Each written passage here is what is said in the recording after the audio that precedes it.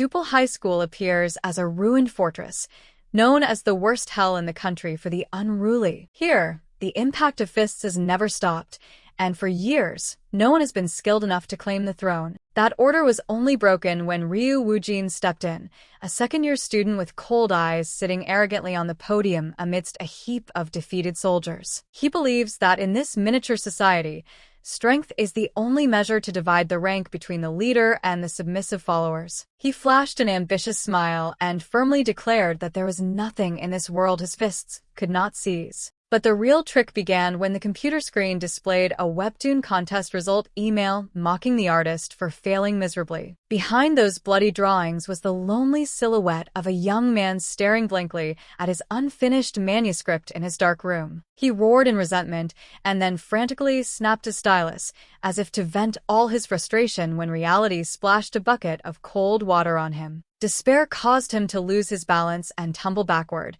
his glasses flying off his face while his body collapsed pathetically on the floor. Suddenly, a provocative voice rang right in his ear, asking if today was the result day, leaving him frozen as he realized it was the voice of the creation he had just made. It turned out to be his sister.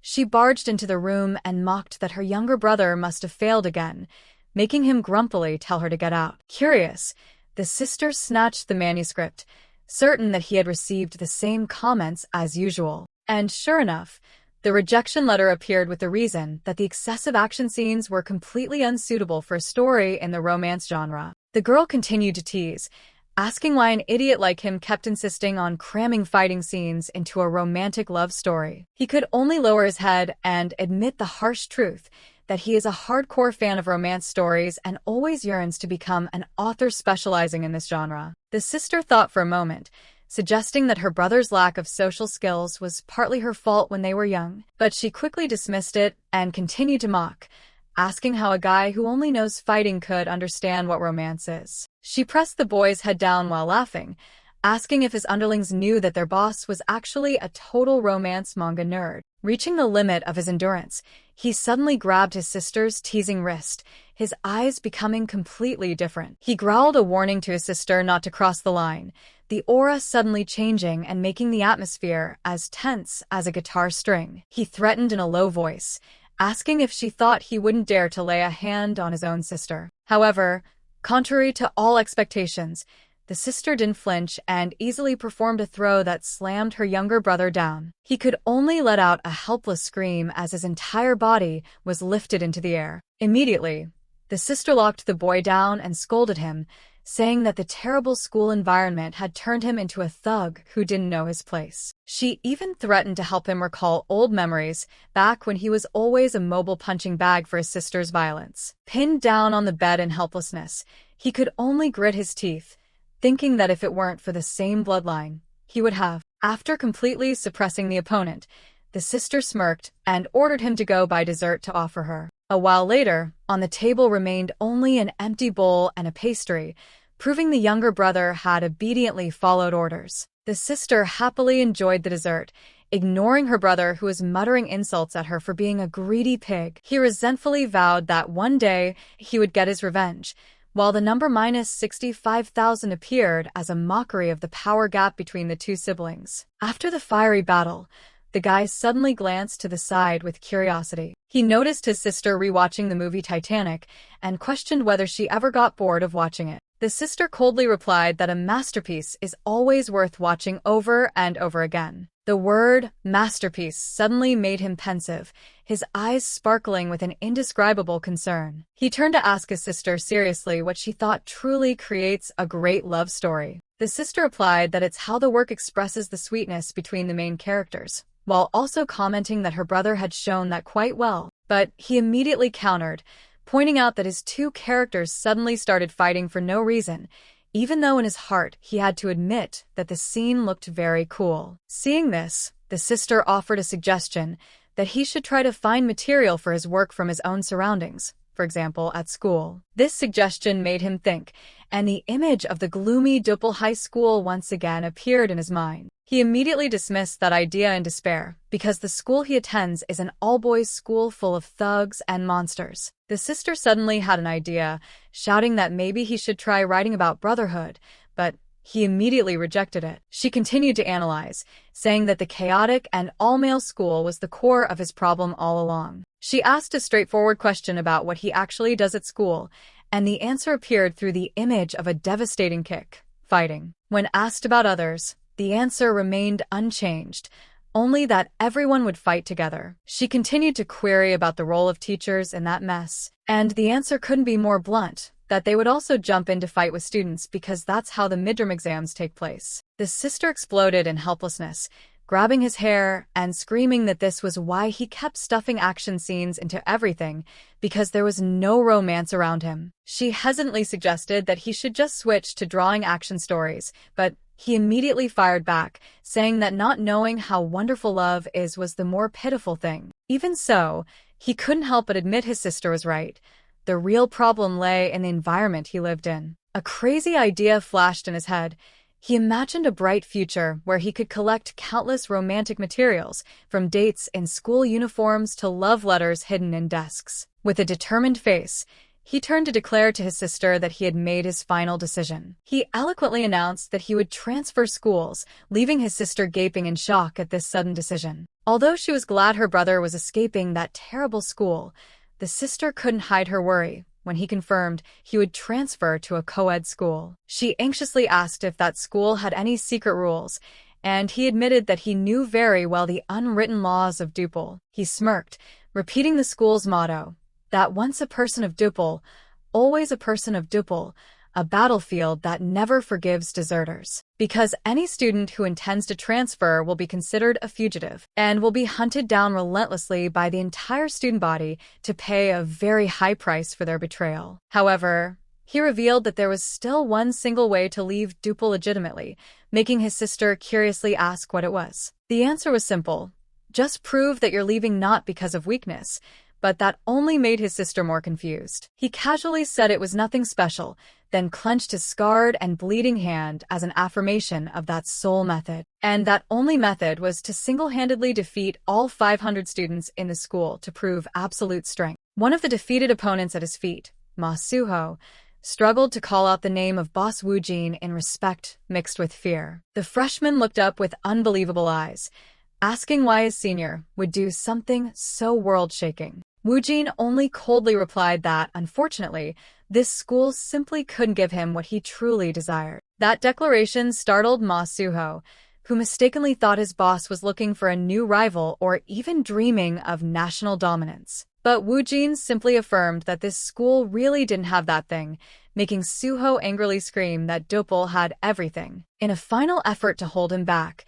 he pleaded that if Woo-jin just said what he wanted, he would do anything to bring it to him. Woo-jin leaned close to his ear and whispered what he really needed: material to create romance stories. The shocking answer left Ma Suho completely stunned, while Woo-jin just said goodbye and turned to walk away. A few days later, at the bright and peaceful Daenyong High School, a new beginning seemed to be waiting for the artist. The teacher suddenly announced that today the class would welcome a new student, making the whole class buzz with curiosity about the identity of the newcomer. Woo-jin stepped in with a romantic look that made the boys annoyed while the girls were mesmerized, even though his backpack was replaced by a strange notebook, making everyone suspect he was a real gangster. He closed his eyes to enjoy the fresh atmosphere of a co-ed school, something he had long dreamed of to find inspiration. Unlike the thick smell of cigarettes at the old school, he cheered excitedly to the bewilderment of his classmates at this strangely refreshing feeling. Not wasting a single moment,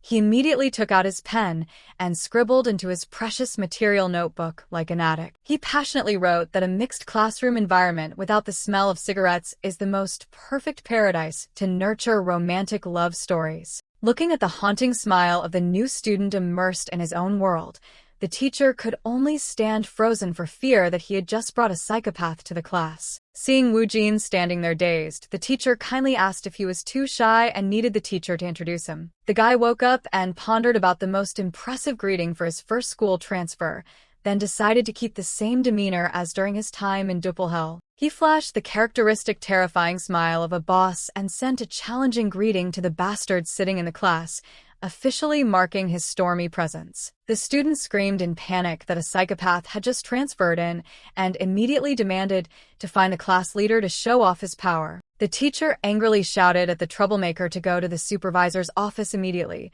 while other students just boredly commented if this rookie was living in the 80s. Ji-ho, a male student with calculating eyes, rested his hand on his forehead thinking how to deal with this weird appearance that broke the order. He flashed an implicit smile and firmly stated that the new student was really overdoing everything more than necessary. The atmosphere in the school canteen was originally very busy with the laughter of students enjoying their lunch break. Suddenly, a group of female students saw an empty spot and intended to sit down, but then hesitation began to appear clearly on their faces. They quickly decided to find another seat because they realized the person sitting alone was that notorious new transfer student. Woo-jin sat alone amidst a circle of whispers, people sarcastically calling him an eccentric or an outdated boss stepped out of some old TV dramas. He was silent with sorrowful eyes, wondering why his plan to collect romantic materials had gone so disastrously off track, bitterly realizing that instead of finding love, now even a normal person wouldn't bother or start a conversation with him. Woo-jin put his face down on the table in boredom, wondering if he did anything wrong and realized that to have romantic material, he needed to conduct interviews. While he was busy calculating where to start, a hand suddenly touched his shoulder lightly, making the guy startled and turn around. Before his eyes was a beautiful girl with a radiant smile. She excitedly approached and marveled that his appearance at close range was much more attractive. The girl admitted that because she was so curious about the rumors of his appearance, she had to rush over to see the truth. Woo-jin asked blankly about the rumor being mentioned, while the other person still kept an excited face, as if she had just discovered something very interesting. That was Yumina, a second-year student of Daenyong High, who firmly stated that the whole school was buzzing about a rookie who possessed super handsome looks. The compliment from a beautiful girl shocked the artist so much that his face turned red.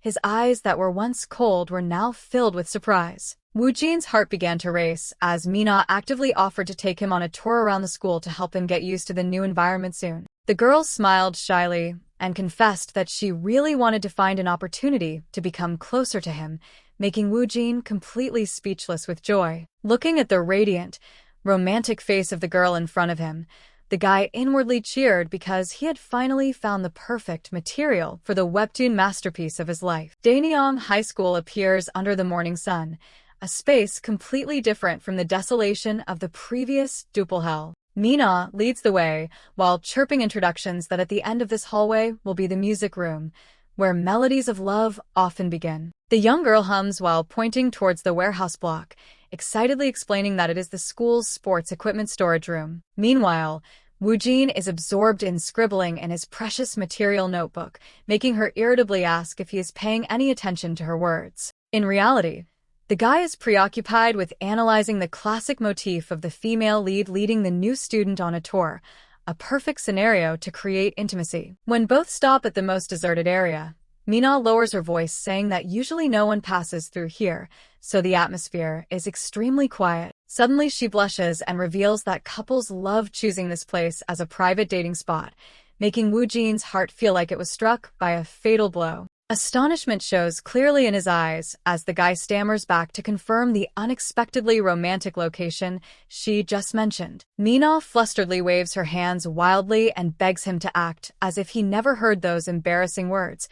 But the truth is the material has begun to sink in. Ignoring all shyness, Woo-jin suddenly leaps and lunges away at maximum speed, while inwardly screaming that this is the precious plot point he has long yearned for in his masterpiece. Mina stands frozen watching Woo-jin's silhouette racing away, like a whirlwind right after hearing her mention the secret spot for couples. He joyfully shouts in his heart whether that place is truly filled with romantic scenes of intimacy, as he has always dreamed. The whirlwind named Woo-jin sweeps through the hallway with a burning question about the difference between an all-boys school gym and a mixed school one. The instinct of a romance story artist screams, urging him to personally witness the valuable moment waiting behind that door. He smiles radiantly with hope and then uses all his strength to push the door open, ready to collect the sweetest materials for his manuscript. Contrary to that excitement, at Doppel, a young man repeats the iron rule that to escape the chains of the school, One must personally defeat all students. Looking at the ruined classroom, the old students still cannot believe that the boss Woo-jin actually left after that horrific battle. One of them laughs through tears thinking about the story of the duple legend accepting to break every rule just to become a romance manga artist. The blonde male student nods in confirmation that Woo-jin chose the path of living like a normal person at a peaceful school to pursue his passion. The whole group laughs and jokes that they are very worried about the fate of any unlucky person who dares to approach and provoke the hidden monster. But then the old students at duple school suddenly stop, wondering if there is actually anyone in this world brave enough to touch a single hair of Woo-jin. Because facing the monster named Ryu Woo-jin is no different from a painful death sentence that no sane person would dare to enter. Returning to reality, Woo-jin's eyes suddenly go blank as he witnesses a scene completely outside the romantic script he has painstakingly built for so long. In front of him now is a group of male students with murderous glints gathering in the storage room, sarcastically asking if anyone is stupid enough to lead themselves here. Without letting him have a moment to explain, a powerful punch is thrown, tearing through space and aiming straight at the target with terrifying speed. The extremely strong impact makes Woo-jin's body shake violently, a brutal attack without any mercy intended for the stranger who just broke in. He lowers his face in shock, the feeling of pain and disappointment invading his mind as the harsh reality completely extinguished his bright dream of love. The undefeated legend of duple school now collapses weakly on the floor, lying motionless before the triumph of the new school's students. The group of young men laugh in contempt. They begin to gang up on him and mock that the one who once caused a stir throughout the school turned out to be just a weak piece of trash. One guy in the group turns satisfied to ask leader Ji-ho's opinion on the pathetic state of the one who is easily taken down without being able to throw a single counterattack. Kong Ji-ho, the leader of the Daenyong male students, narrows his eyes observing the new prey with suspicion as he senses something is not right. He feels it is extremely strange, an abnormality emanating from the very attitude of the one surrounded in the circle of violence. Ji-ho coldly looks at his lackeys who are assaulting Woo-jin and thinks to himself that these collective purges always follow a preset script of the strong. Usually, the weak will tremble and beg for mercy even before the first fists can touch their skin. Or some others will scream frantically in vain, just to try and protect what little cheap self-respect they have left before falling. But Woo-jin is a bizarre exception as he neither resists nor begs, but only lies still muttering nonsense words that make Ji-ho frown in confusion. In a daze from the blows, Woo-jin weakly grumbles, blaming his sister, who promised a romantic future, but it turns out all of this is just excessive intimacy between men. The muttering about this so-called forced brotherhood makes Ji-ho go crazy.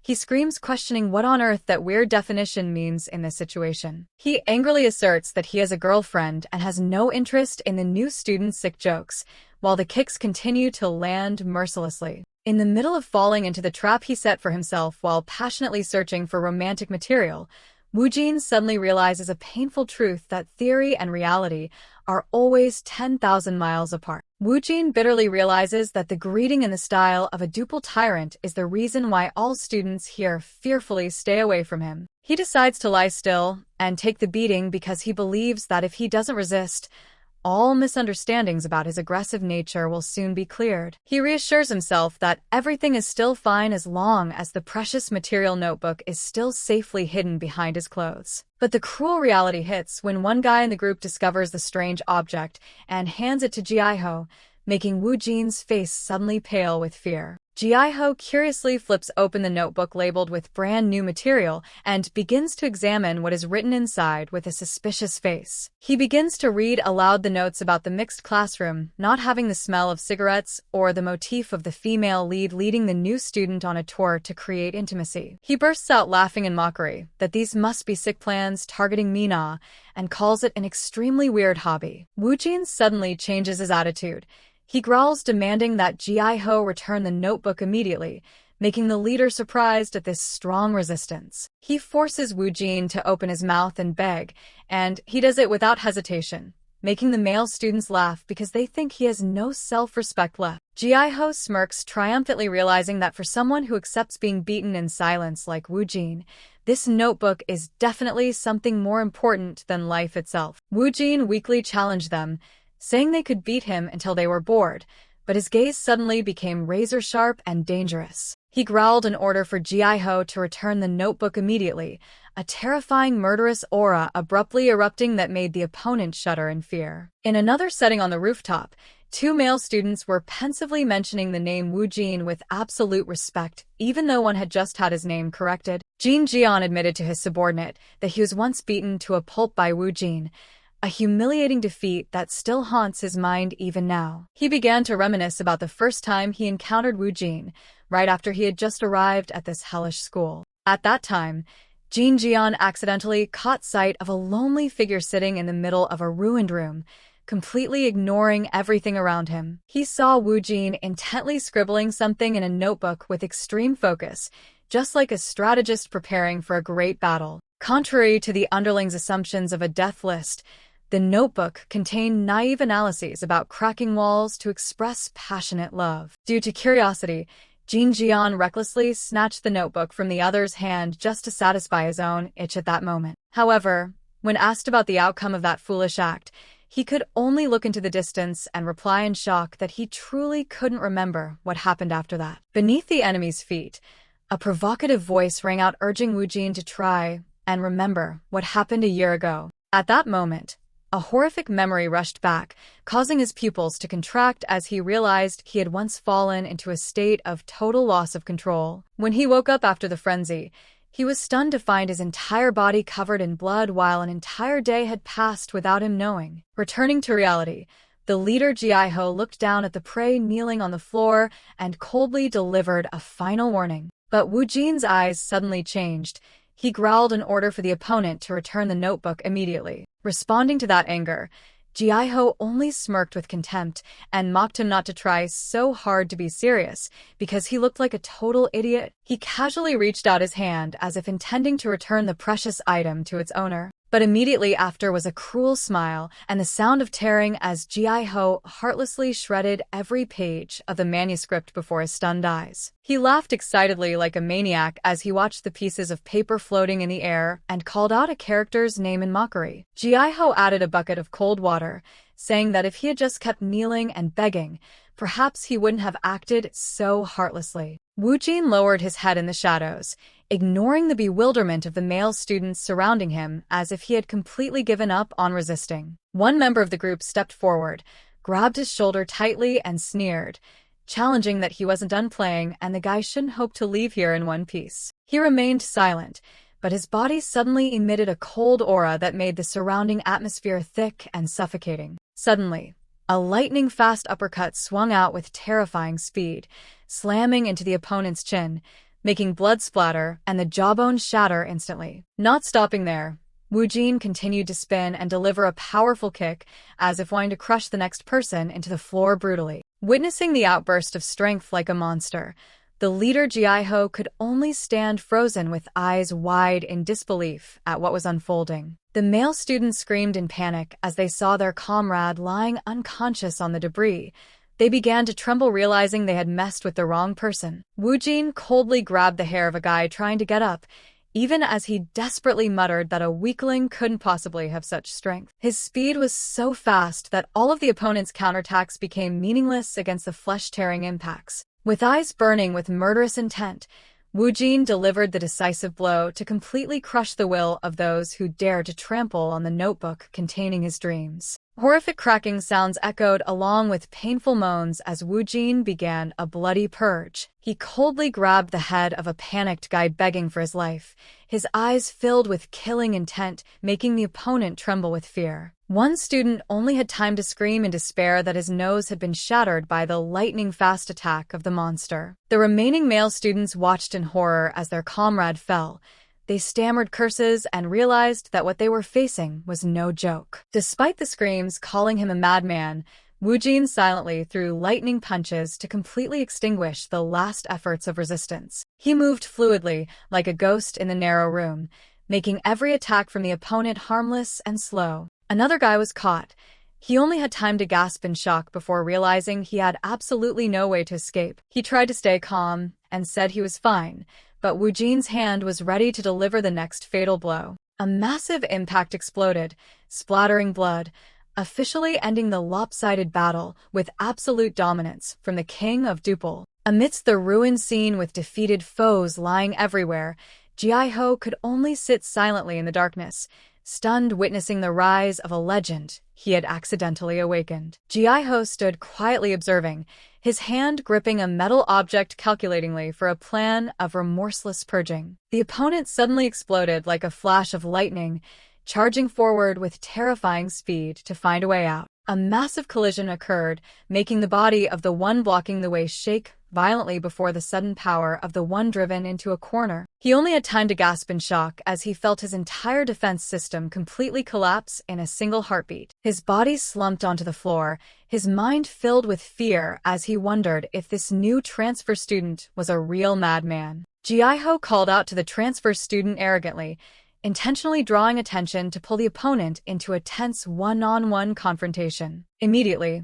a lightning-fast attack was launched, causing Woo-jin's face to show signs of severe damage. The leader sarcastically told him he should know when to stop and quit trying to play the role of a hidden strongman. Woo-jin looked up with eyes filled with hatred, weakly spitting out curses directly at the one who had just trampled over him. But that weirdly eerie resilience made Ji-ho freeze as he felt a bone-chilling aura enveloping the space. Ji-ho wondered in shock what kind of freak he was facing after delivering a heavy blow that didn't even make the opponent blink. His eyes were glued to the steel object that was now absurdly deformed after impacting the opponent's body. Terror was clear on the leader's face as he witnessed his weapon dented, accidentally, helping the artist complete his third note. Woo-jin calmly concluded that in co-ed schools, male students tend to use external objects to cover up their own weaknesses. He flashed a haunting smile and affirmed that he had just found extremely valuable materials for his upcoming work. With hands full of wounds, he sent a word of thanks and expressed infinite gratitude for choosing to transfer to this interesting school. Suddenly, he grabbed the opponent's collar tightly, making Ji-ho only able to tremble and beg in utter panic. The leader backed down, offering to make peace and promising to apologize, but Woo-jin acted innocent and asked why he should apologize for such trivial matters. He thought that strong physical contact between males was perfectly natural, but a stern warning suddenly sent a chill down the opponent's spine. His eyes glowed with rage as he declared that anyone who dared to destroy his treasury of creative materials would have to pay a terrible price. Ji-ho wondered in shock if all the horror that just happened was only because of a notebook. He screamed in fury because the opponent had overreacted over a single page with a few lines of romance. In a hidden corner, Mina was sinking into anxiety about the future and wondered if she should start studying seriously. She told herself she would have to kneel and beg the transfer student not to bring this incident to light at all costs. Suddenly, a figure was thrown out with horrific force, making the young girl only scream in terror. She stood frozen, realizing that the one lying sprawled on the ground was Kong Ji-ho, the leader who was just so triumphant. From the darkness, Woo-jin appeared like a ghost and coldly suggested she give him some time to talk. He stepped forward and squeezed her shoulder tightly, grumbling that he was feeling extremely disappointed in this friend. With a face stained with grime, he weakly asked why she had heartlessly deceived him like that. The young girl completely broke down and screamed in vain as she felt the extreme instability radiating from the person in front of her. Looking at the ruined scene with the cracked wall, the crowd wondered in shock if the new student was a famous final boss from his old school. Mina trembled violently as she thought to herself that she was the next target to be swept into this terrifying rage. The young girl burst into tears while directly facing Woo-jin's face, which was covered in traces of damage after the tense encounter.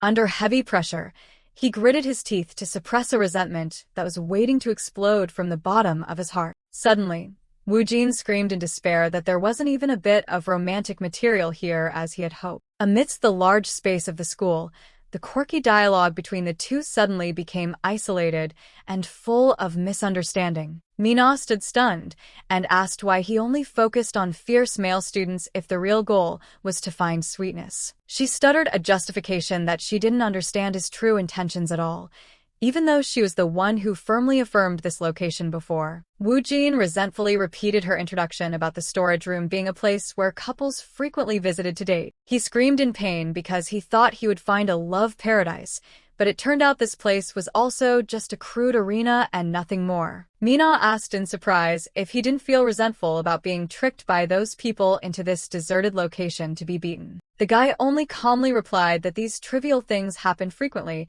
making the girl terrified of the scary past he had experienced. His eyes turned toward the leader lying motionless by the cracked wall, and he admitted he was only truly angry because that person dared to shred his precious notebook. His eyes suddenly became unusually dark as he muttered about his intention to send the opponent to the afterlife, making Mina panic and beg him to restrain himself. To calm the situation, she quickly searched her bag and offered to give him a brand new notebook to replace the lost one. But a sharp twist appeared when she pulled out a bright pink notebook in the shape of a heart with cheesy, love text printed on it. Mina looked nervously straight into the opponent's eyes, secretly hoping this feminine gift could extinguish the fire of anger burning inside him. The romantic pink notebook quivered in the silence as the artist's hand suddenly froze before a difficult choice. Woo-jin's face suddenly became terrifyingly serious as he stared at the overly bright love item in front of him. Seeing that expression, Mina hurriedly apologized for the abruptness and promised to bring something else more suitable tomorrow, leaving the guy still frozen in emotion. In the middle of the schoolyard, Woo-jin screamed in joy while holding high the love notebook because he finally found the romance he had always longed for. Seeing the wound on Woo-jin's face getting worse, Mina stood by panicking and urged him to go to the infirmary immediately to handle it before it was too late. Walking in the empty hallway, Mina began to inquire about Woo-jin's true goal in wanting to become a webtoon author specializing in romance. Mina couldn't help but be amazed, inwardly judging him a madman for daring to transfer schools just to find realistic creative material. Woo-jin showed a disappointed face, sighing and saying he had messed everything up from the start, so now no one bothered to talk to him or answer interviews. While Woo-jin was considering transferring schools once again, Mina suddenly turned back and made a suggestive offer of help. Woo-jin looked blankly at Mina's silhouette, showing suspicion and not understanding how a normal schoolgirl like Mina could help. Mina immediately smirked triumphantly, confidently affirming she was the student vice president thanks to her popularity and would introduce Woo-jin to every couple in school. Hearing about the school's second highest position, Woo-jin immediately changed his attitude, profusely thanking her and praising Mina as the kindest person in the world. But in reality, this was a spectacular trick. Mina secretly plotted to make Woo-jin owe her immediately, so that later he couldn't denounce her for having participated in the bullying group. Mina urgently pulled Woo-jin away and demanded that his traces of damage be treated immediately, but the guy impatiently urged her to quickly introduce him to the couples. The girl looked bored at the inexplicable impatience of the one carrying heavy collision marks, but whose mind was only set on finding inspiration. Suddenly, another male student rushed past at lightning speed, loudly apologizing for having to take the lead in an emergency situation. Woo-jin's eyes shook violently as a call for help rang out urgently toward the infirmary right in front. That was Moon Seo-jun.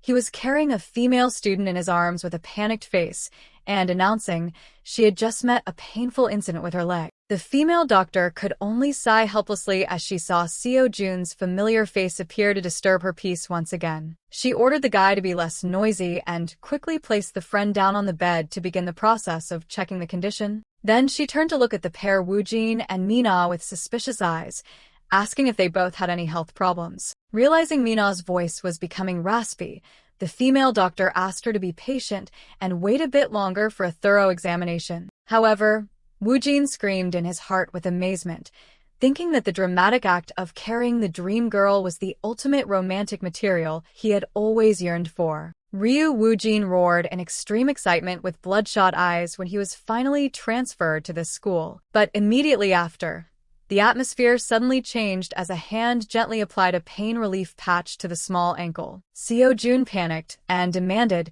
she be taken to the emergency room, making the nurse grumpily affirm it was just a minor sprain. Meanwhile, Shin Yi-jin flashed a radiant smile, thanking her classmate for his very thoughtful concern. Seo-jun did not forget to firmly state that he would always be there to protect the girl in the romantic setting. Both began to move closer together to prepare for a passionate kiss under the enthusiastic cheering of the one watching. But a shout rang out urging them to kiss each other quickly, making the sweet moment immediately vanish. Seo-jun flew into a rage and shouted, making blood from the old wound on his head splatter, terrifying everyone around. Amidst the chaos, Yumina stepped forward to introduce the newly transferred student with a face full of bandages as Ryu Woo-jin. Everyone realized in shock that this guy called a pervert was the old-school boss who once loudly demanded to find the school leader to compete. The stranger rejected the explanation, affirming that Woo-jin's appearance radiated rebellion and suspected he transferred because he wanted to join a notorious gang. Woo-jin suddenly held his head and laughed excitedly,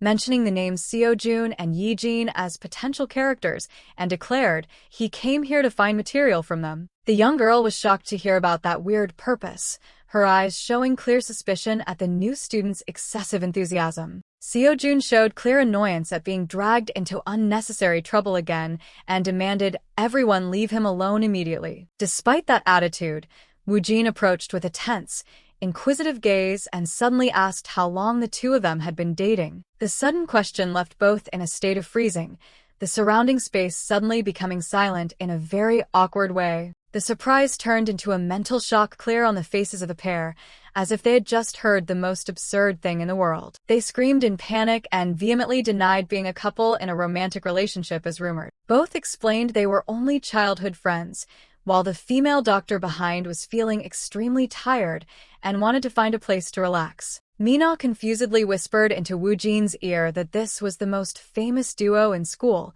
making the artist realize he had found the right subjects for his romantic manuscript. Mina commented that anyone could see they liked each other, but both constantly denied that their relationship was anything like that. Seo-jun laughed awkwardly, affirming that because they had known each other for so long, he didn't even consider his friend a woman in the true sense. The accidental words left Yi-jin stunned.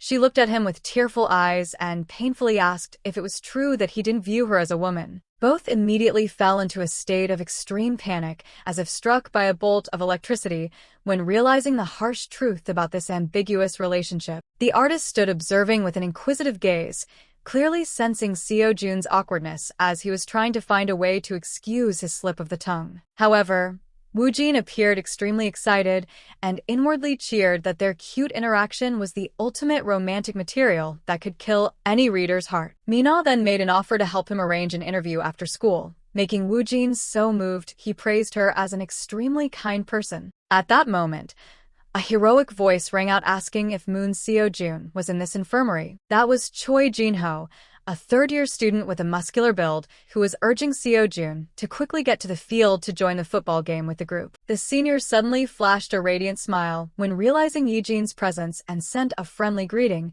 making the girl only stutter back in extreme embarrassment. Seo-jun tried to explain that Yi-jin was injured and needed priority care, but the senior only coldly tilted his head and asked so what. He growled and shouted that if Seo-jun himself was unharmed, he should quickly leave here to make room for those who truly needed it. The third year's aggression made Seo-jun only shudder in terror, completely suppressed by the leader's power. Noticing the tense situation, Yi-jin hurried Seo-jun to go because she already had support from Mina. Seo-jun regretfully walked away and promised to contact her later, while Woo-jin still silently followed all the developments with an eye full of suspicion. Choi Jin-ho grabbed the younger boy by the neck and pulled him along, laughing while affirming that today's football match would have no meaning without Seo-jun's participation. Contrary to that excitement, Yi-jin could only be silent with a faint sadness when hearing the opponent mention pleasures that did not include her. Suddenly,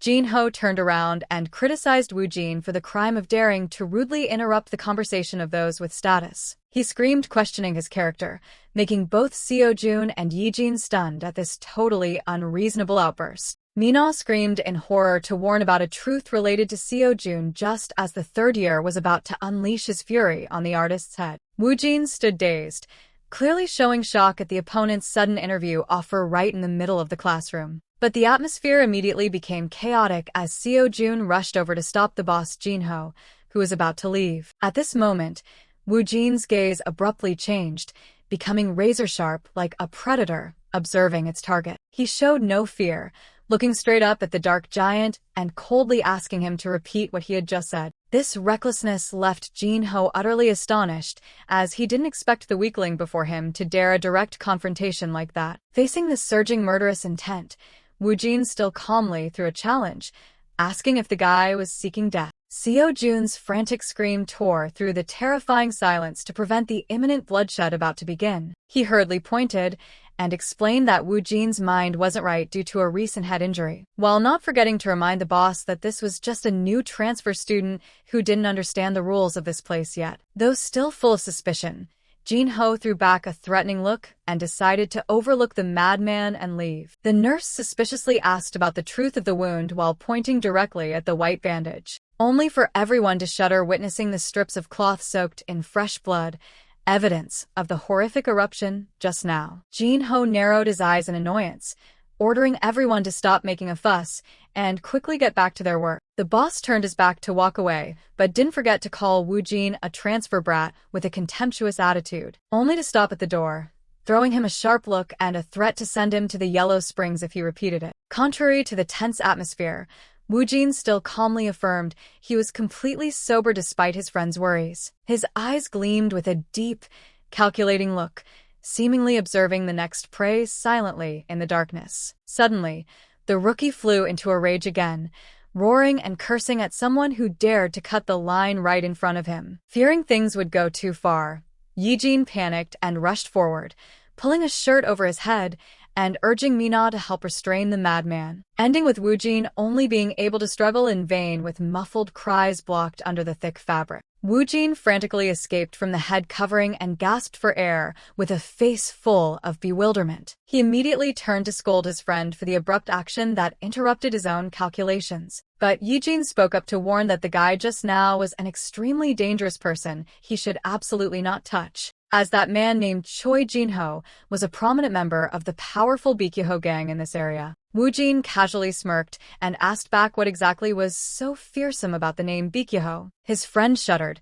recalling that it was an organization controlling the whole region with hidden links to the actual underworld. The members of that gang were all cold-blooded monsters ready to crush anyone who dared to stand in their way. Despite the chilling warnings, Woo-jin kept a cold face and considered the opponent just a low-tier thug. Yijin immediately spoke up to defend Seo-jun's honor, affirming that he was completely different from those people, because Seo-jun was essentially a football genius being dragged into the vortex of violence thanks to his outstanding talent on the pitch. Woo-jin seethed with rage, clutching the heart-shaped notebook and questioning himself about the injustice happening around him. The anger reached its peak, causing him to snap the pen in his hand with a darkened face full of terrifying killing intent. In the infirmary, the nurse set down a glass of water while reminiscing about the story of a potential football genius last year, when the boss Jin-ho was once humiliated on the pitch by a highly technical nutmeg from another student. His eyes were bloodshot and his face wrinkled with the great insult struck against the pride of a leader. So, immediately after the match, he went mad, swinging a club to smash the opponent's legs, cruelly ending a brilliant career. Painfully, a person's dream was completely destroyed while the perpetrator only had to receive a short 1-week suspension. Yijin brooded over the dark forces, silently covering up the heinous crimes of the school tyrant Choi Jin-ho. Mina, standing beside her, was also shocked, wondering why such a monster could still roam free without punishment. Witnessing that rot, Woo-jin's eyes suddenly flashed with a mysterious golden light, signaling a bloody purge about to begin. The scene of the empty school rooftop appeared in the morning sun but was covered by an unusually gloomy atmosphere. Woo-jin let out a frustrated curse as he looked at the scribbled sketches simulating the characters who were disrupting his plans. He thought to himself that the bastard Choi Jin-ho was arrogantly playing the role of a devoted second male lead to block the romantic plot he pursued. Woo-jin hesitated over whether to directly step in and eliminate that guy to pair the couple up, but feared the author's interference would ruin the storyline. He looked up at the sky with a thoughtful expression, wondering if this was the ultimate suffering of creativity he had to bear, because his goal of transferring to find the sweetness of love was now only meeting cancer cells that were killing the romance. Looking from below, Woo-jin's lonely silhouette on the rooftop seemed to silently confirm that a total purge was mandatory. At this moment in the schoolyard, A tattooed hand offered a cigarette, but Seo-jun firmly refused as he didn't want to get involved with bad habits. Jin-ho casually exhaled smoke, showing a lazy face as he asked why someone who always acted well-behaved would proactively set a meeting in such a deserted place, only to suddenly pierce into the opponent's psyche with a probing question about whether he and Yi-jin were actually dating. Seo-jun forced a smile and waved his hand to insist they were just friends, but Jin-ho pressured him to confess the truth. After hearing the admission that they were not dating, the boss casually concluded that everything had now become absolutely perfect. He flashed a wicked smile and ordered him to bring that girl to his house to drink alcohol this very night. Exhaling smoke, Jin-ho admitted she was exactly his type and wouldn't show mercy if he had no intention of keeping her. Seo-jun's hands clenched in resentment as he was forced to pull out his phone and call the person he loved immediately. He tried to use the excuse that she was busy studying to decline, but the school tyrant's hand was placed heavily on his shoulder. The atmosphere suddenly turned blood red with killing intent as Jin-ho screamed for him to make the call right now. He pierced into his fear by repeating the claim that he didn't like her and asked if he dared to resist. In utter humiliation, Seo-jun could only bow his head and obey hopelessly before the leader's authority. Yi-jin's phone screen suddenly vibrated with a call from her best friend, signaling a disaster silently approaching. Yi-jin was sitting in class when she received the call. She hurriedly asked where Seo-jun was as the teacher was about to enter. Responding with a hesitant tone from across the schoolyard, Seo-jun said he would be back soon, but there seemed to be something very difficult to say. The girl was stunned to hear the news that Jin-ho wanted to invite them both to his private house and crossly asked why they had to do such a crazy thing. Meanwhile, the school tyrant Jin-ho flashed a sinister smile as if he had firmly caught the prey without any effort. Seo-jun tried to reassure her that everything would be fine, but he himself showed clear insecurity under Woo-jin's observation from the rooftop. He promised they would just drop by to say hello after school, but in reality, this was only the beginning of a deadly trap. Right after hanging up, Jin-ho put his arm around Seo-jun's shoulder intimately and ordered him to tell Yi-jin to pretend to drink and then leave early so he could easily act. Seo-jun felt extremely humiliated and ashamed at being forced to utter disgusting seductions to the person he always wanted to protect. Jin-ho stroked his chin smugly while talking about directly getting her drunk to create a fake romantic atmosphere to take possession of the girl. He boastfully bragged that he had used this dirty method to trap countless girls and Yi-jin was the next prey. Seo-jun stood dazed with lifeless eyes as if he had just witnessed a horrific nightmare gradually manifesting before him. Memories suddenly rushed back of peaceful childhood days when he and Yi-jin were playing innocently in the sunny park. There was the girl's model father always opening his warm arms wide to welcome his little daughter home. He used to affectionately pat Seo-jun's head and smile, revealing that Yi-jin always proudly told stories about him with immense joy. In the brilliant sunset, that man sincerely placed his trust and asked him to protect the girl in his place. But before the promise could be fulfilled, his funeral portrait lay coldly amidst hauntingly tragic white flowers. The young boy was stunned to hear the news that the driver who caused the accident was a drunken chaebol heir, but the media was completely silenced. Seo-jun stood frozen in black mourning clothes, feeling the clear injustice and heart-wrenching pain suffocating his heart. In a corner of the funeral, little Yi-jin bowed her head and cried sobbingly, her choked cries tearing through the silent space. His eyes were full of pity looking at his friend while silently calling out to the deceased father as a rock-solid vow for the future. Seo-jun looked directly at reality with determined eyes and sent a firm promise to the soul of the departed, telling him not to worry. He stood silently before the tragic funeral portrait, swearing by his honor to always protect Yi-jin through all life's storms. Back to the present, he was terrifyingly silent hearing Yi-jin frantically call his name repeatedly over the phone line. Because right behind him, Jin-ho was walking up with a mocking face to ignorantly dig into the pain of his best friend's father's death. The boss didn't stop there, continuing to use a vile tone to tell stories about girls in similar situations he had dated. He flashed a sick smile, claiming that girls without fathers were always the easiest prey if they received a little fake attention. Jin-ho firmly asserted that those girls would throw themselves into someone else's arms just because of the lack of family affection. The final limit was broken.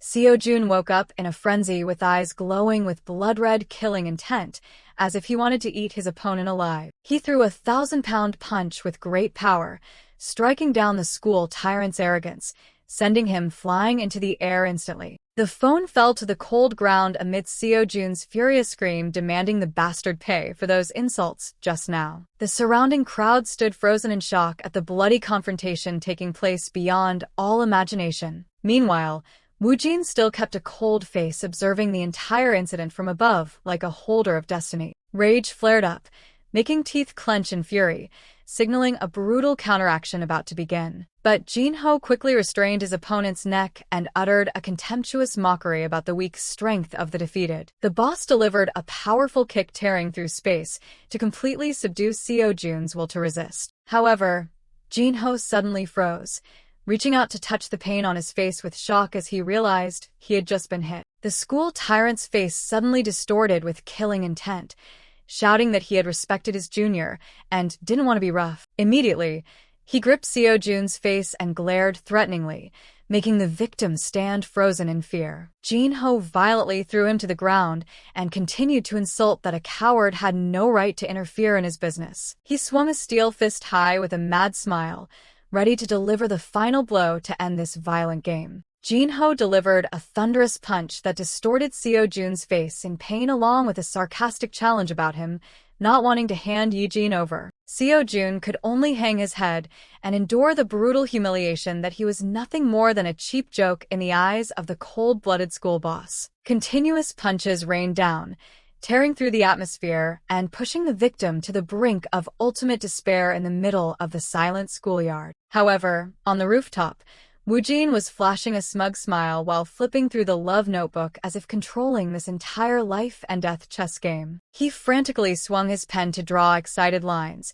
personally scripting a brutal scenario unfolding right before his eyes. Woo-jin's manic laughter echoed through the space as he believed he had found true romantic elements in the ruins of violence. He excitedly affirmed that this was the moment the male lead rose to protect the beauty, an emotional battle that had never appeared even at his old school. Woo-jin's eyes shone brightly as he thought this was the most glorious moment for Seo-jun to awaken his latent power and crush the enemy. Completely contrary to that crazy delusion, reality only held dry impacts as Seo-jun was still being mercilessly tortured by Jin-ho, ending with the scene of the boss brutally grabbing his hair and lifting him up, completely crushing all hope of a comeback like in fairy tales. In the dark space, Seo-jun collapsed in total helplessness, his body limp like a broken doll. But the person watching only coldly asked what on earth he was doing with such a pathetic appearance. He brutally grabbed Seo-jun's hair and growled a question whether he was truly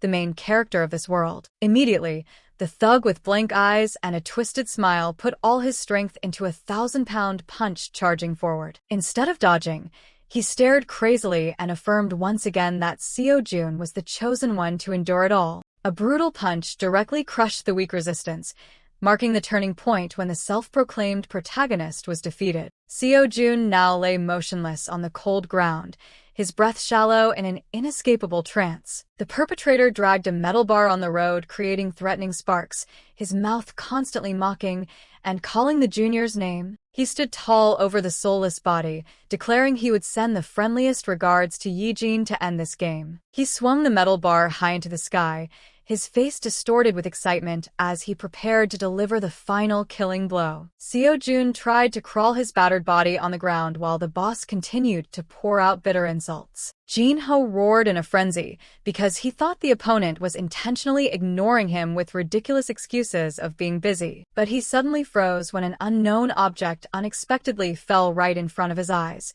cutting through all the violent actions. He stared blankly, observing the black pen that had just fallen, and wondered which stubborn person dared to perform such a meaningless act. Immediately, the school tyrant seethed with murderous intent and looked up high to find the one who dared to directly challenge him. A figure flashed through the air, making Jin-ho scream and ask who had thrown that trash at him. It was Woo-jin with mysterious golden eyes, silently cursing the author for such a terrible realistic script. Jin-ho's eyes widened in shock when he realized the thing falling from above was not an inanimate object but a human being. He stood frozen, watching Woo-jin hovering in midair, like a predator, hunting from above. In the fateful moment, The arrogant boss suddenly felt the breath of death and frantically wanted to beg for a stop. The sharp, glowing golden eyes of the protagonist focused on the stranger standing before him. He thought to himself that this was surely the student lingering at the infirmary earlier with extremely suspicious behavior. That expression made the nearby thug fly into a rage,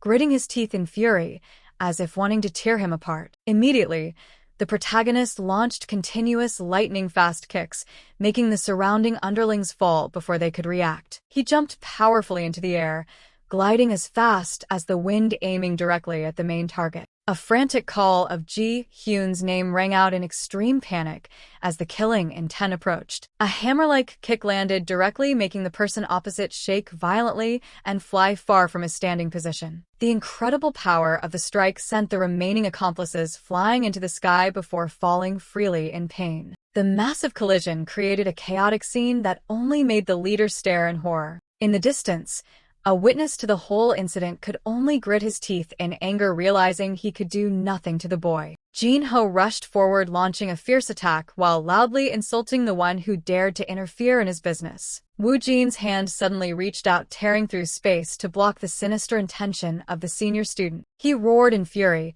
starting a lightning-fast counterattack that completely reversed the situation of the confrontation. Woo-jin gripped the opponent's collar and smirked, asking once again what he intended to do to the junior Seo-jun. A powerful direct collision broke out, making the arrogant face distort in utter shock. His eyes suddenly became pensive as he realized a new opportunity to gather more material for his romantic manuscript. 1,000-pound slam shattered the ground as Woo-jin officially crushed the third year's authority in a single heartbeat. He stood calmly looking at the defeated foe and asked if the situation had played out exactly according to the script the opponent had drawn. Seo-jun stood frozen, witnessing a strength far beyond imagination, realizing the new student was truly a formidable person. He stammered words of thanks in panic, not knowing how to face the friend who had just powerfully saved him. The strange guy clicked his tongue, his eyes etched with a look of annoyance and vigilance, while the newly transferred student acted confident,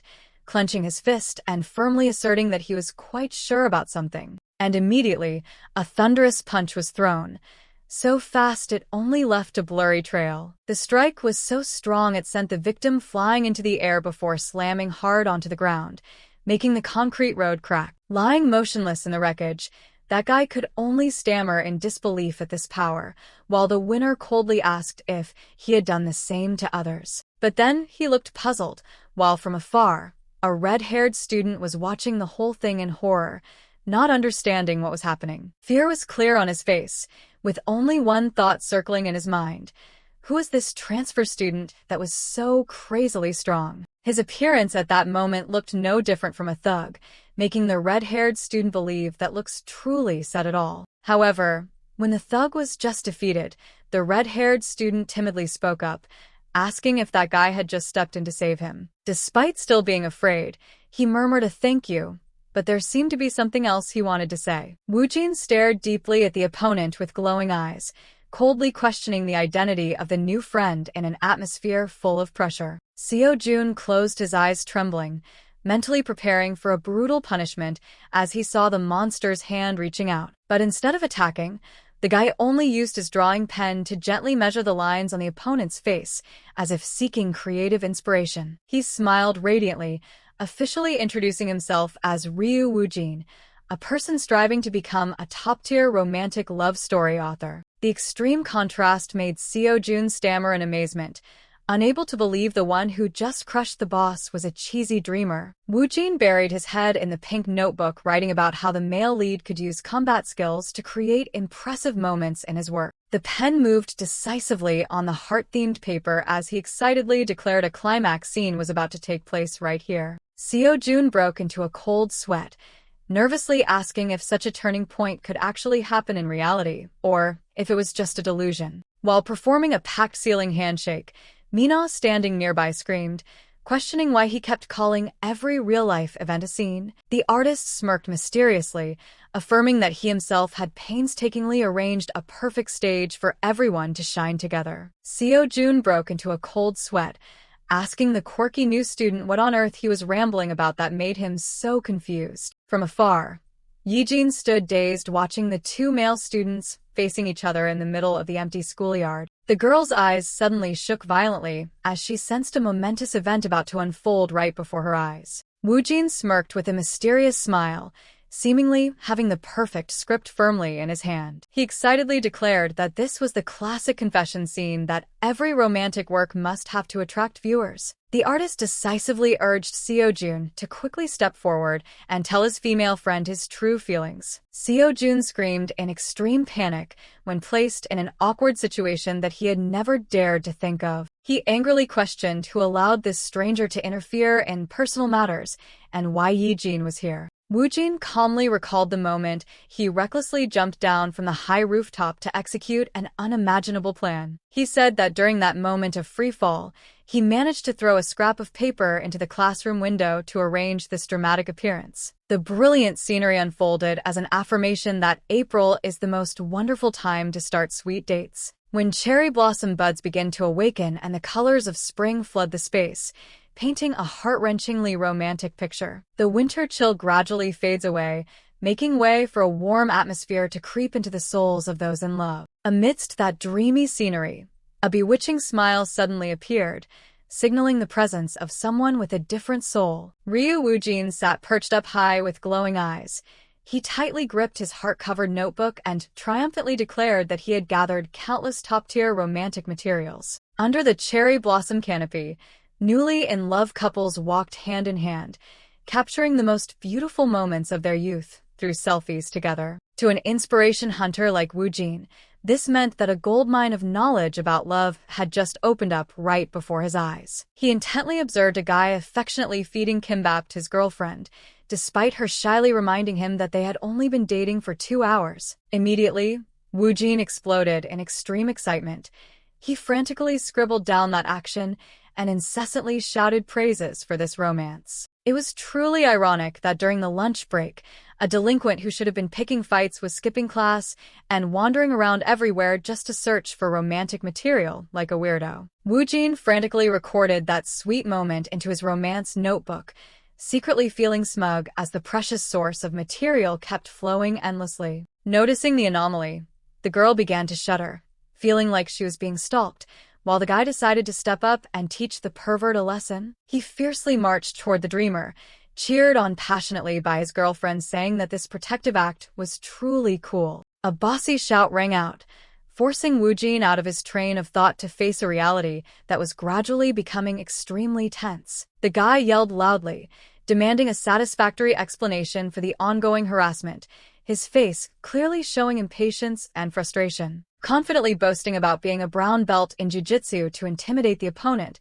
little did he know he was being treated as live source material delivering itself to the door. Woo-jin's eyes suddenly flashed with a dangerous golden light as he came up with the idea to conduct a real-life interview right then and there with the guy who just showed up. Suddenly, Woo-jin unleashed a devastating smash right next to the opponent's face just to crush a mosquito, making the surrounding air seem to shatter. A deep crater appeared on the rigid concrete as proof of his monstrous strength, accompanied by an angry grumble about how annoying insects were. The guy who was aggressive just a moment ago now stood rooted to the spot with a forced smile, completely subdued by the terrifying bloodlust that had just erupted. Woo-jin nonchalantly offered an apology right after showing off his monster-like strength that left the opponent dead silent in terror. He casually pulled out a thick wad of cash, while the pitiful guy was still desperately but hopelessly trying to hold on to his girlfriend named Jisoon. However, the romantic play turned into a tragedy when Jisoon decisively demanded a breakup,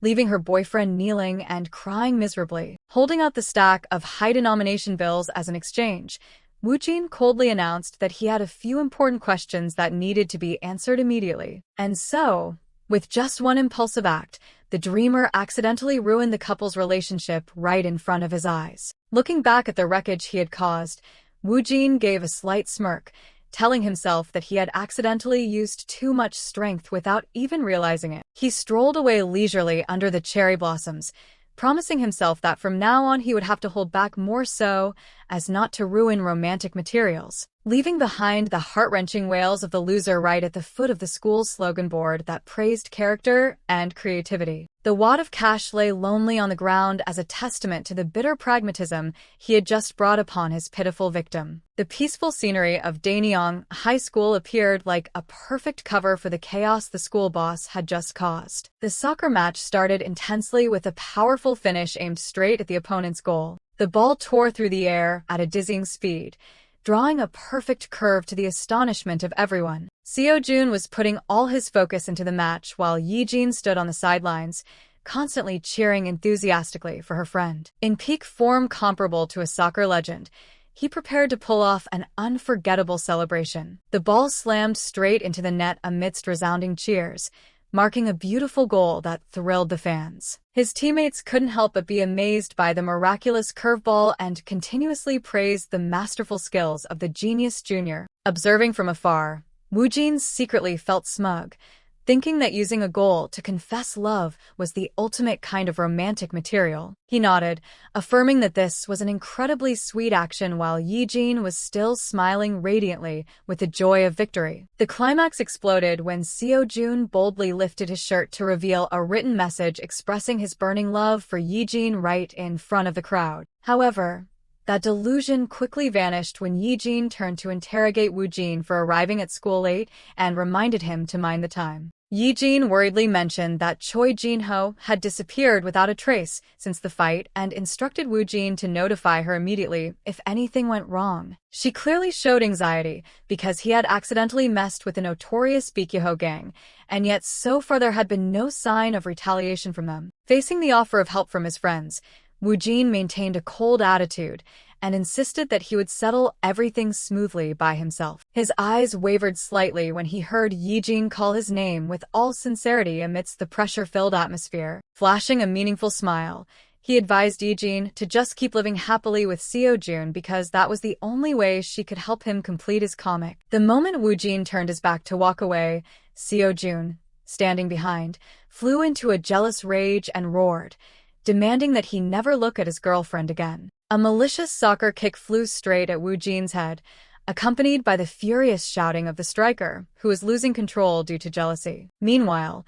Mina was secretly carrying out her own plan, struggling to set up her camera and muttering about setting the 3-second timer. Seo-jun still wouldn't stop screaming frantically, forcing Woo-jin to immediately stop any flirting with Yi-jin before he truly went crazy. The atmosphere suddenly changed when a strange voice rang out asking for Mina's whereabouts, leaving the girls standing nearby stunned with eyes full of suspicion. Woo-jin suddenly froze as if he had just remembered something extremely important and softly let out a meaningful confirmation. Meanwhile, in a hidden corner, Mina was hurriedly running backward to keep her distance from the phone that was already mounted on the tripod. She stood tall, confidently striking a pose professionally as if preparing for a top-tier performance in front of the lens. Under the soaring musical notes appearing on the screen, she began to bounce to the lively rhythm, completely immersing herself in her own space. Mina playfully used her hands to form a small frame and winked mischievously, trying to capture her most attractive moment. Woo-jin's sudden appearance and his suspicious question about this weird behavior made her jump and scream in terror. Despite her extreme embarrassment, she still tried to spin around and strike one last pose to finish the impromptu dance under his scrutinizing gaze. Woo-jin casually asserted that the more material he had, the better, ignoring Mina's questions about whether what he had collected was enough yet. He curiously approached the camera and asked if she was filming a TikTok, causing her to panic and stop him out of fear that he would accidentally hit the button to post the video. Mina clearly showed displeasure when he asked her to introduce new sources of material, especially since he already had a fairly close relationship with the main couple. Mina confusingly asked herself what she should do when the situation started to slip beyond the control of her initial promise to help. She recalled that her reason for cooperating was solely out of fear of being reported for bullying, but she never expected the rookie to dare single-handedly wipe out Kong Ji-ho's gang. He was even crazy enough to publicly challenge the notorious Bikyoho syndicate, making everything worse than ever. She secretly thought that continuing to be involved with Ryu Woo-jin was a highly dangerous gamble that could cost her life at any moment. While her hand continuously gripped the tripod, she realized that Woo-jin actually wasn't the type to report petty things like she had feared. Intending to find a valid reason to back out, Mina went to walk away, but her foot suddenly slipped on the slippery tile floor. Her face paled in panic as her body lost balance and began tumbling backward in utter helplessness. In that fateful moment, a firm hand reached out just in time to catch her shoulder, instantly preventing a painful fall. Mina's pupils dilated in shock as his warmth spread, causing her heart to suddenly skip a beat inexplicably at this action. In a dazed state, she could only stare silently straight into Woo-jin's eyes as he thoughtfully asked if she was okay. Mina apologized in confusion and confessed that she was momentarily distracted, still not completely over the shock of the near fall. Woo-jin looked at her with sincere eyes and exclaimed that she was truly a good person to worry so much about his writing work. In Mina's mind, the image of a Woo-jin crazy for materials appeared like a warning that getting involved with him would only ruin her future. Immediately, she hurriedly thanked him and ran away fast, leaving the school boss sitting there bewildered, not understanding what was going on with this weird girl. Mina still couldn't calm down.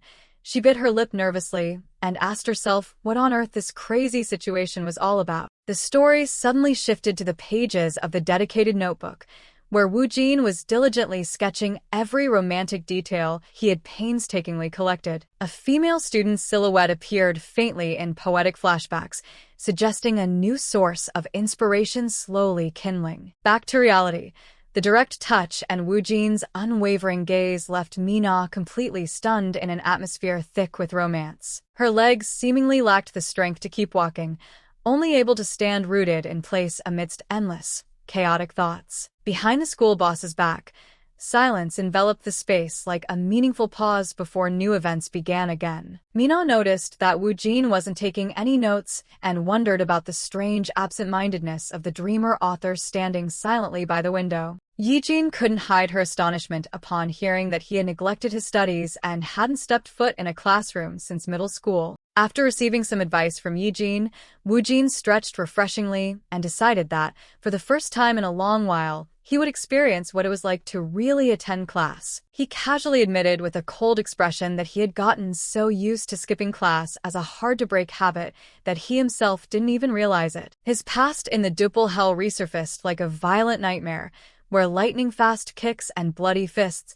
were the only language replacing books. Yi-jin pressed him about his whereabouts during his absent class hours and received a careless reply that he just liked wandering around in the world outside the classroom. She playfully teased the romance author that he was missing out on countless sweet situations that only a classroom setting could create. Woo-jin's eyes suddenly turned sharp and cold with an arrogant declaration that only weaklings resign themselves to sitting still within four walls to study. His golden pupils glowed with intense pressure, as if seeing through and completely rejecting an entire nation's educational system. However, he was still captivated by classic scenes like accidentally picking up an eraser for someone or the affectionate moment of two people sharing a textbook. Woo-jin suddenly immersed himself in the romantic vision of the classic eraser pickup scene, a flirting material he had always longed for. Or even love notes secretly passed around under the desk, painting a highly dramatic picture of schoolyard romance. His eyes shining with an excited, bewitching smile,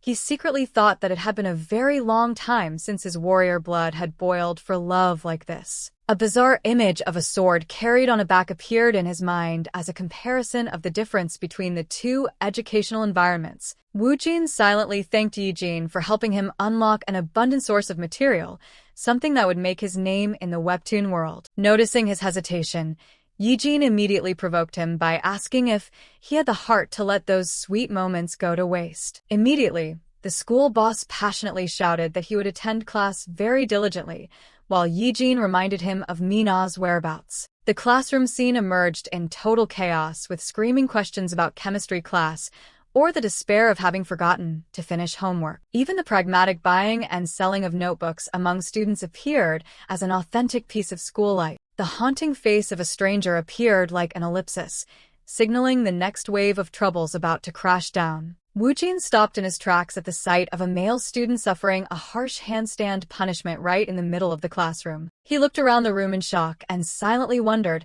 what on earth this subject was that carried such a strong, violent tone. A loud call rang out announcing the teacher's presence, forcing all students to immediately settle into their seats at once. The man with long silver hair and an imposing face introduced himself as Yasuo, the teacher in charge of the chemistry department. He began to reminisce about his tearful past when he was constantly teased and mocked by friends just because of his weird name. Refusing to submit, he used his fists to strike back at all those who dared to insult the honor of the noble Yasu family. His teenage self's furiously burning eyes appeared, signaling a stormy, rebellious period in his life. But then he was completely subdued by a true guide, who used force to bring him back to the righteous path. Thanks to that strict discipline, he studied hard to eventually officially receive his diploma and become a teacher. The image of him sitting arrogantly on a pile of defeated foes appeared hauntingly as a conclusion to the illustrious past of the chemistry teacher. The heroic past of an untamable rebel emerged through the image of the young Yasuo arrogantly sitting on a pile of defeated enemies as proof of his absolute strength. But his life took a complete turn when he met a respected teacher who affirmed that he actually had a natural talent in the field of science. Even a stubborn guy like Kong Ji-ho was once thoroughly disciplined by him,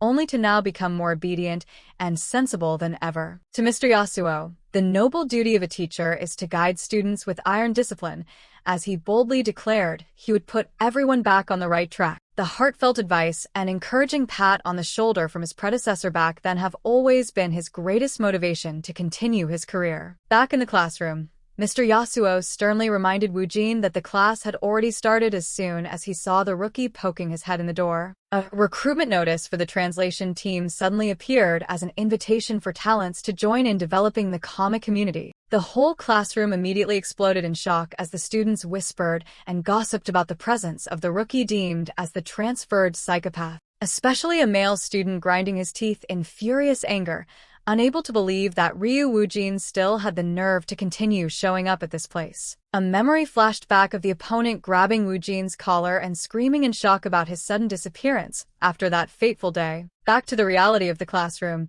Yi-jin panicked and urged the rookie to sit down because Mr. Yasuo was famously known as a terrifyingly scary person. Mr. Yasuo's glowing red eyes flared with murderous intent. He secretly resolved to personally discipline the student who blatantly skipped class right on his first day of transfer. Woo-jin broke into a cold sweat.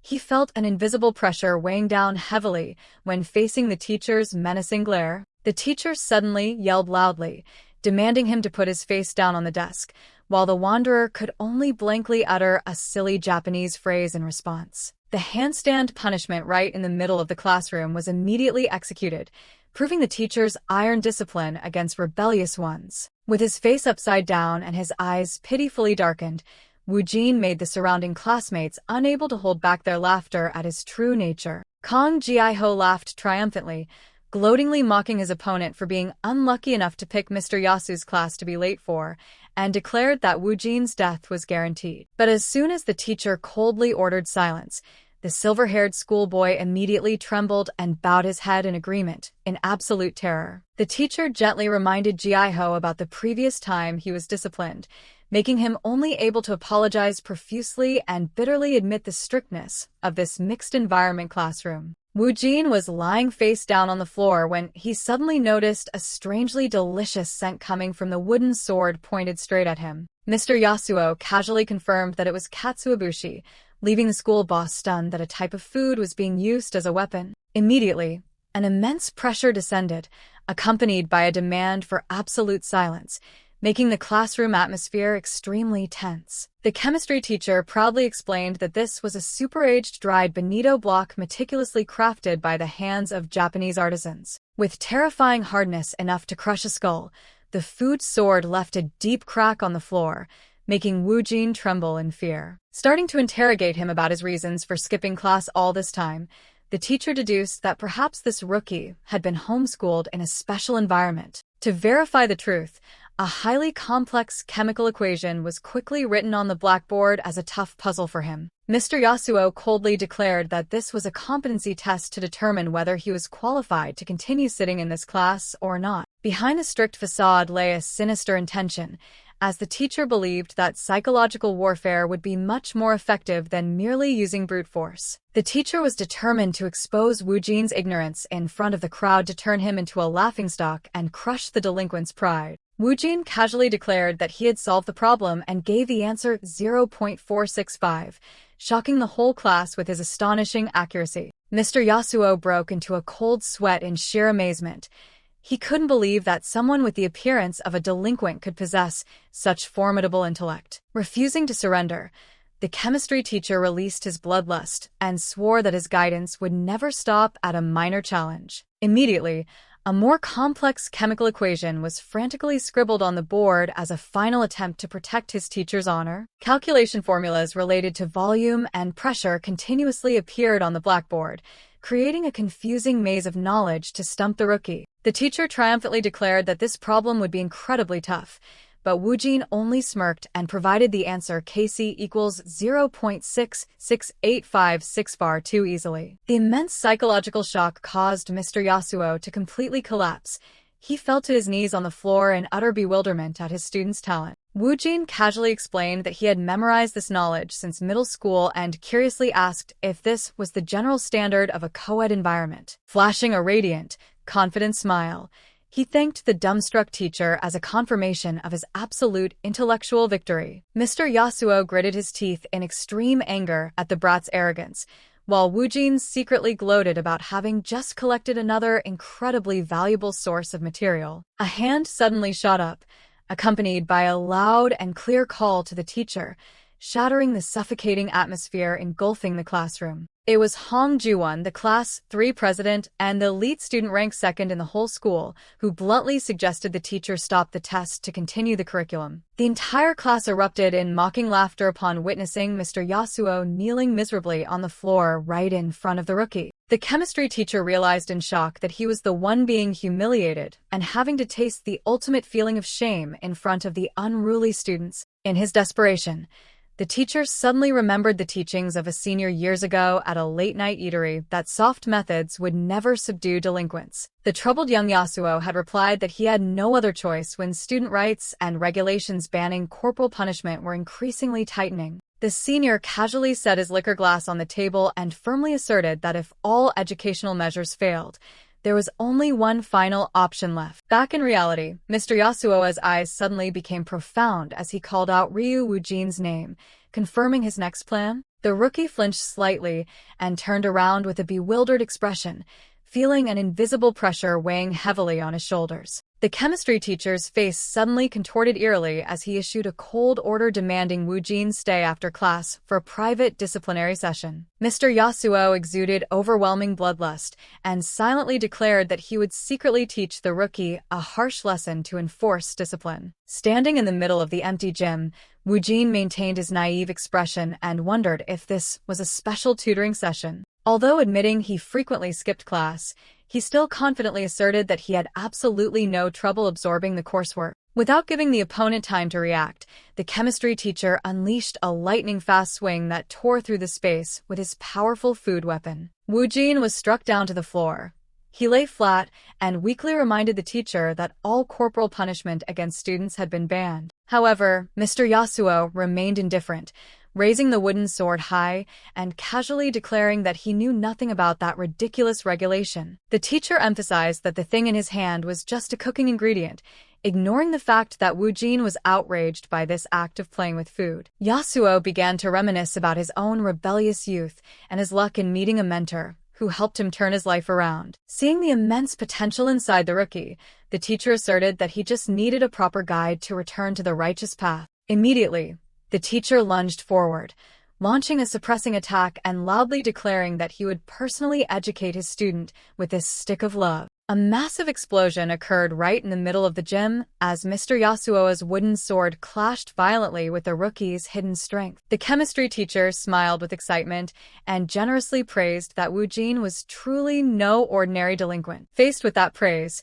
Woo-jin maintained a terrifyingly silent demeanor, his eyes calmly observing his opponent like a true hunter. Mr. Yasuo suddenly closed the distance and revealed that he had grown suspicious early on, so he had secretly checked the boys' school records. Immediately, The rookie launched himself into a beautiful mid-air somersault to escape the control range and landed firmly. The two stood apart amidst an atmosphere thick with bloodlust, creating a nerve-wracking standoff that made the surrounding space seem to freeze. Deep down, Woo-jin began to feel extreme anxiety, wondering if his identity as the boss of Dupal High School had been seen through by the teacher. However, Mr. Yasuo suddenly paused with a bewildered expression as if he had just discovered something incredibly illogical in the records. Information about his old school had been mysteriously wiped clean without a trace, as if some force were secretly hiding his past. The teacher stared suspiciously at Woo-jin, wondering who on earth was behind this erasure,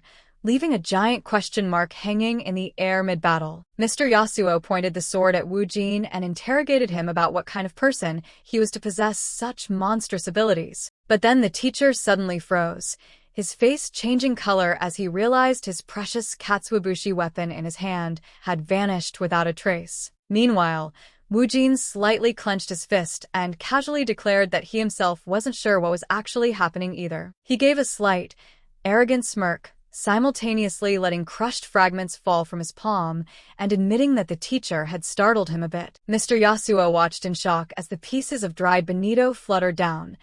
He couldn't believe this brat had used his bare hands to crush his steel-hard weapon. The chemistry teacher's eyes suddenly burned with dangerous intensity as he realized Woo-jin's presence would be a massive threat to Daenyang High School's future. The image of the ruined Dupal High School flashed before him like a warning that this place could turn into a similar violent hell without timely intervention. Mr. Yasuo roared in utter fury, swearing on his honor as a teacher that he would never let that tragedy repeat itself. He charged like a tornado, scolding the boys' old school as a hopeless dump that only trained criminals for the underworld. Determined to protect the school, the chemistry teacher accepted betting his entire teaching career just to stop the monster standing before him. Mr. Yasuo roared with sheer determination, swearing to take down Ryu Woo-jin at all costs to protect the peace of Daenyang High School. However, in just a brief moment, harsh reality hit as the teacher lay flat on the floor with his Katsuobushi sword snapped in half. Woo-jin worriedly asked if the teacher was okay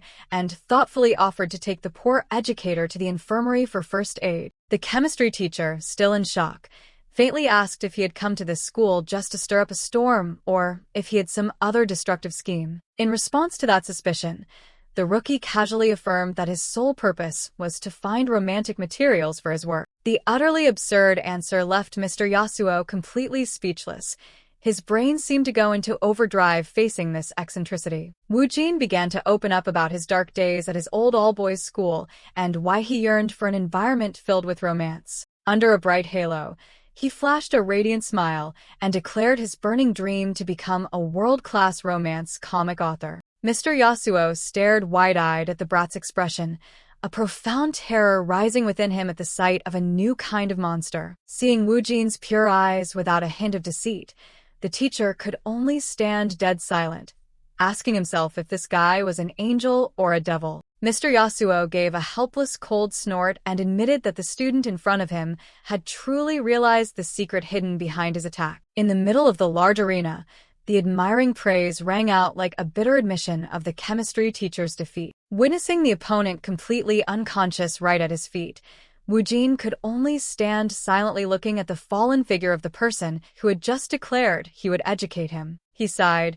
telling himself that perhaps it had been too long since he last clashed with a teacher, causing memories of the battles in the Dupal Hell to suddenly rush back. For a moment, Woo-jin suddenly felt nostalgic and wondered if his old underlings at that violent school were living well now or not. Suddenly, a strange voice rang out from the high balcony, shattering the quiet atmosphere, confirming that the long-sought target had been found. Woo-jin looked up in shock, his face changing color as he heard the familiar call of senior that also brought along so much anxiety. Before his eyes was Lee Ruda, a teenager with a dashing appearance who was flashing a mischievous smile and sending his greetings after a long time apart. The feet of the one who just appeared touched the floor very gently, signaling a completely unannounced reunion between two people carrying highly mysterious pasts. Lee Ruda stood tall with a confident and mysterious demeanor, promising that the new storms at this school had only just begun. Lee Ruda smiled bewitchingly as he called out the familiar senior,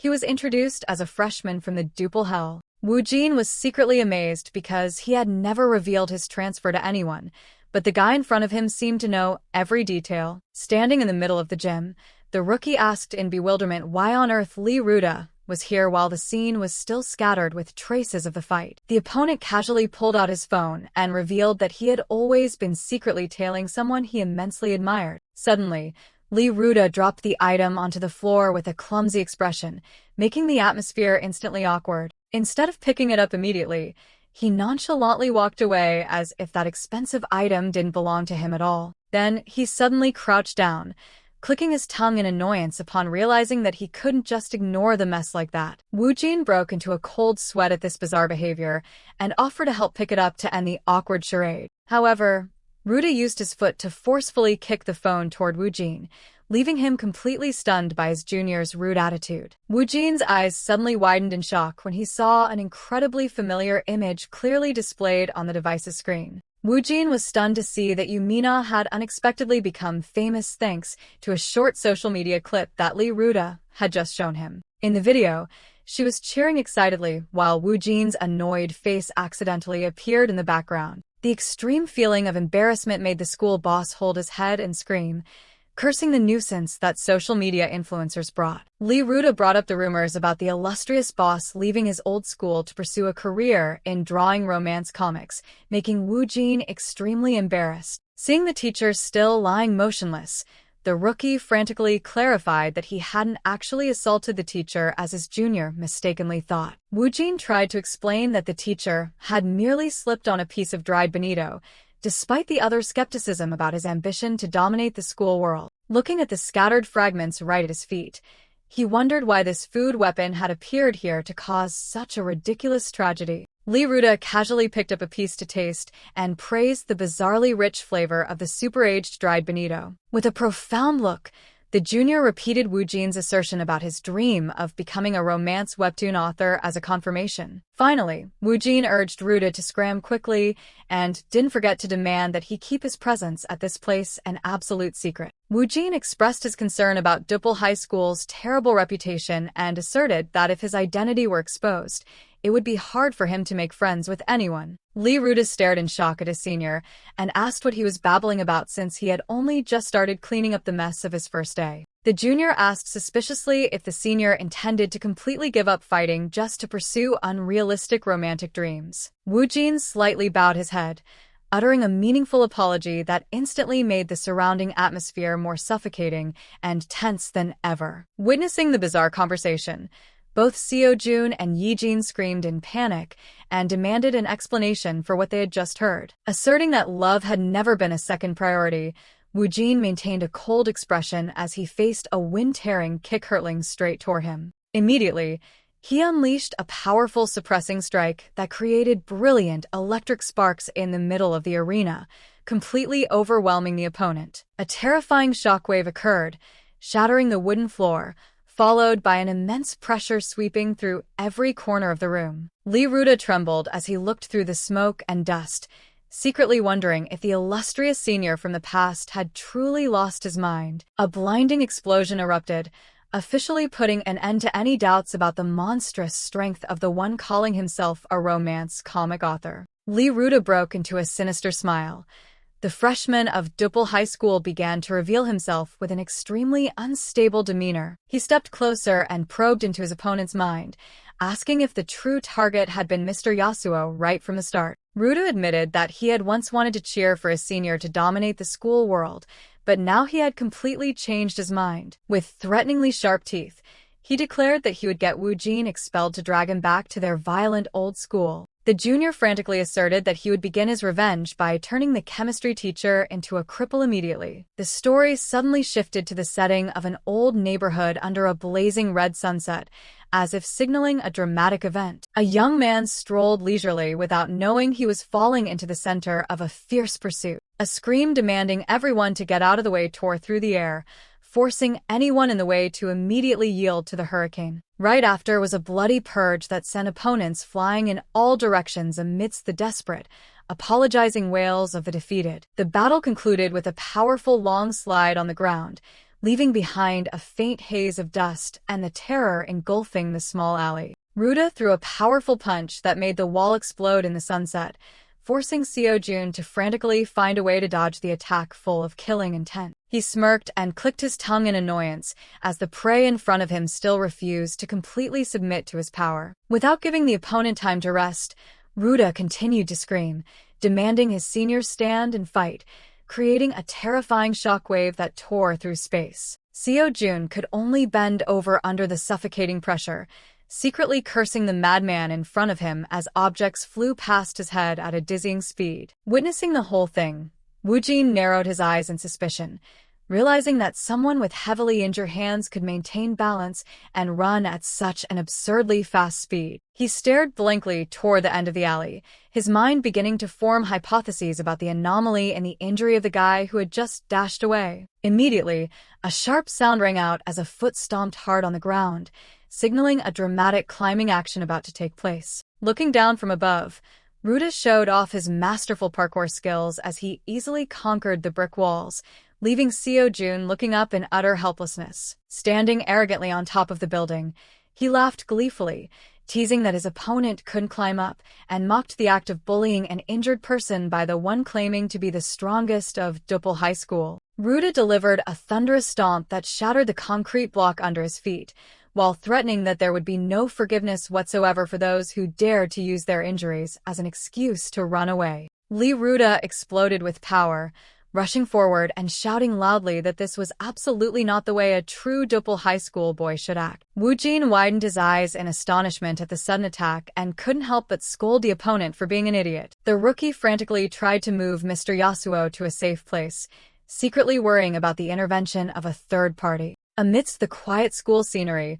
Woo-jin continuously shook his unconscious teacher, while the chemistry teacher suddenly felt a strange energy reviving within him. A spectacular transformation occurred as Mr. Yasuo suddenly became as a young man, leaving the rookie stunned and asking in bewilderment who on earth this older brother was. With a dashing face, the teacher asserted that after the fierce battle, his hot blood had helped him regain his true form, ignoring his students' denial. The strange man held up 3 fingers, asserting that he was only 30 years old, and demanded the rookie accept this absurd truth unconditionally. Woo-jin looked at his teacher with sympathetic eyes.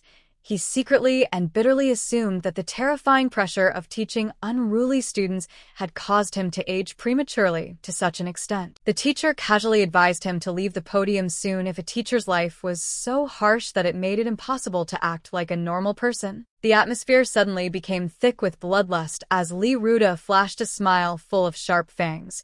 He declared his next goal was to completely cripple his hero. Mr. Yasuo clearly felt the heavy bloodlust surrounding them and advised Seo-jun to quickly hide because the opponent in front of them was extremely dangerous. But the chemistry teacher suddenly narrowed his eyes, realizing that the terrifying hostility was actually aimed straight at his student alone. Ruda smirked disdainfully, asserting that someone like the teacher wasn't qualified to catch his eye and was only being used as a hostage to exert pressure. To prove his words, he suddenly somersaulted down from above in a highly threatening posture, like a ghost in the sunset. The landing, carrying the force of 1,000 pounds, crushed the brick wall, creating a faint haze of dust that enveloped the entire space. A wind-tearing kick aimed straight at where they were standing, but Woo-jin maintained a calm expression as if everything was within his calculations. The rookie softly let out an indifferent exclamation as he saw the violent attack hurtling right up to his face. To everyone's astonishment, Mr. Yasuo blocked the kick with one hand and nodded,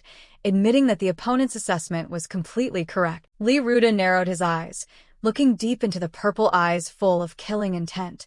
He began to doubt whether the youthful person in front of him was the old man he had met earlier. Responding with a blazing, powerful gaze, the mysterious man decided to properly introduce himself before starting the real battle. Ruda flashed a smile full of sharp fangs, dropping a sarcastic greeting, and ordered those blocking his way to get lost immediately. In response to that arrogance, Mr. Yasuo firmly asserted that Ryu Woo-jin was his student and only he, as a teacher, had the right to teach him a lesson. Without any delay, the chemistry teacher showed off his masterful skills by blocking the rookie's powerful kick right in midair. The teacher ordered Woo-jin to leave this place so he could handle it himself, despite his students' worry about the opponent's true strength. With a confident face tinged with a dashing charm, Mr. Yasuo declared that his body had returned to its peak condition and was strong enough to educate any unruly brat. The teacher roared loudly, urging Woo-jin to leave right now, while he himself was still straining to withstand the suffocating pressure. Witnessing the scene of his teacher sacrificing himself to protect him,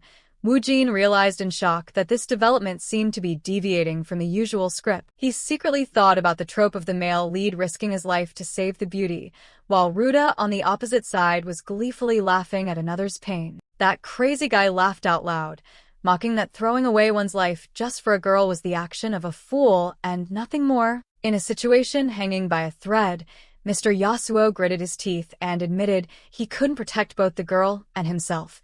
So he decided to stay behind alone to hold off the devil to the end. Mina cried out in despair, urging that foolish guy to run away quickly so he could at least protect his own life. Contrary to that worry, Woo-jin exploded with excitement as he got to experience firsthand the feeling of being a female lead in a romance novel for the very first time. The rookie immersed himself in his fantasy, wondering if he should fight side by side or follow the script when facing an unbeatable, powerful opponent. Mr. Yasuo's eyes became sharp, secretly thinking that if the female lead refused to run away, it would be no different from trampling on the pride of the man who was betting his entire life. Woo-jin frantically swung his pen to record the male lead's classic dialogue and nervously waited for the next reaction from the female lead's side to perfectly match the trope. However, he chose to act in a completely unexpected way by running for his life, while calling his teacher boss, making all sweet fantasies instantly vanish into thin air.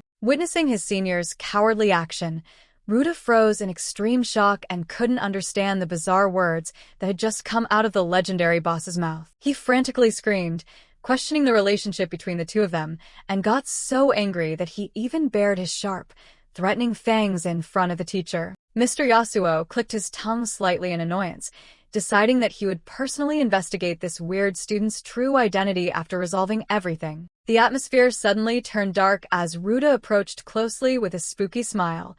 He exuded a suffocating pressure and questioned the teacher about having just been looked down upon as a weak patient. Mr. Yasuo placed his hand on the hilt of his sword, coldly reminding the opponent not to be too arrogant because protecting students was his duty as a teacher. In an elegant white suit, the teacher exuded an overwhelming authority and was ready to step into a life-or-death battle to fulfill his promise. Woo-jin from afar was secretly mocking his teacher's rapid change in attitude, while Yasuo asserted that he would show him what true power was. That man prepared to draw his weapon, loudly introducing the secret sword technique that the ancestors of the Yasu family had once painstakingly used. Lee Ruda suddenly shuddered at the heavy bloodlust and began to ask himself whether he was facing a hidden monster or not. With a meaningful smile, the chemistry teacher officially shouted the name of the first move in the illustrious Yi-style sword technique. Unexpectedly, the first stance was actually an angry, cursing roar that left the opponent stunned by an unimaginable psychological attack. A blazing red energy stream tore through space and hit Ruda directly, leaving him only enough time to let out a scream of pain at the terrifying power from the senior. Ending the strike, Mr. Yasuo stood tall behind his gradually collapsing prey, officially affirming the mettle of a true teacher. Yasuo narrowed his eyes confidently, asking if the opponent was ready to witness the golden age of his bloodline. But Yi-jin just stood there bewildered with a blank expression, unable to comprehend her teacher's bafflingly flashy behavior. The atmosphere suddenly became awkward as the teacher himself froze with wide, white eyes full of embarrassment. He tightly gripped the wooden sword's hilt from behind, trying to regain a last shred of seriousness before the situation completely slipped out of control. A goofy expression along with a loading icon appeared on Yasuo's face as an affirmation of the extreme confusion of the one who had just made a grand declaration. The teacher closed his eyes and smiled contentedly as if he had understood all the world's truths, ignoring the harsh reality waiting ahead. Suddenly, a lightning-fast kick from Ruda slammed right into Yasuo's face, creating a massive shockwave that made the space seem to shake. The teacher's body was sent flying like a ball and crashed into the rubble, leaving Woo-jin screaming his teacher's name in utter shock. Slumped amid the debris with a halo over his head, the teacher made the enemy admit that if that sword had a blade, he would have been in danger. Ruda smirked, revealing sharp fangs and an eerie gaze, declaring that now the direct confrontation with his senior had officially begun. Woo-jin gritted his teeth in tension at having to face the freakish rookie right after his teacher was taken down. The night sky suddenly poured heavy rain, opening a painful memory of the fateful day that completely changed Ruda's life. In the pitch-black darkness, melancholic purple eyes appeared along with a monologue about the only person who had reached out to save his soul. That person wasn't a kind friend, but a phantom holding a bloody baseball bat venting anger on the thugs. The one who saved his life wasn't a loving parent either, but a warrior with blood-stained brass knuckles striking terror. It certainly wasn't the teaching of a model teacher, as violent punches rained down continuously to crush all resistance. Even the presence of justice or the police force was completely absent in his most desperate moments. Ruda sank deep into his memories, where his trembling eyes tried to etch the image of the bizarre savior into his mind. The small, blood-splattered face of a young Ruda appeared in utter shock at the brutal scene unfolding right before his eyes. He stood silently staring at the grand back of the man towering over the defeated enemies, an overwhelming power that left him completely subdued. Ruda smirked, revealing sharp teeth. He worshipped violence as an absolute religion to guide his soul. His eyes glowed with admiration as he recalled the grand figure of his senior amid the bloody battles of the past. Back to reality.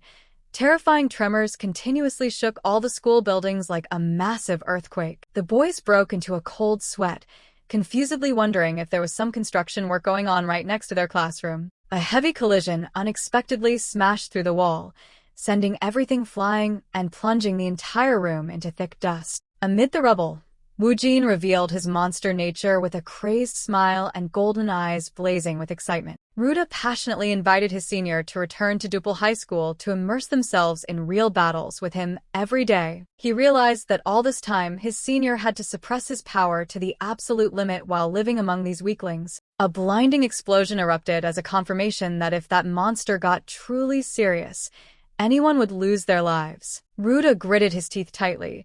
He was trembling with joy upon sensing the true awakening of a violent legend. Ruda screamed and questioned why the great senior of the past was now lowering himself to dodge violent attacks. He frantically swung his legs, kicking everything down, mocking that a monster like him daring to utter the word romance was truly ridiculous. A giant round table was hurled at Woo-jin like a cannonball, accompanied by an attempt to shatter all of his opponent's unrealistic fantasies. Woo-jin gritted his teeth, his golden eyes blazing with power as he was forced to face the harsh reality slowly tearing apart his love script. Ruda continued to explode with power, delivering a fatal blow that made even a sturdy concrete pillar crack under the immense pressure. He roared, demanding his senior to shut up, his sharp fangs showing as if wanting to devour the one who dared to deny his true self. Woo-jin tightly gripped his hair, his eyes suddenly turning cold as he ordered Ruda to stop and asserted that he only belonged to the romantic world. In response to a powerful sweeping kick,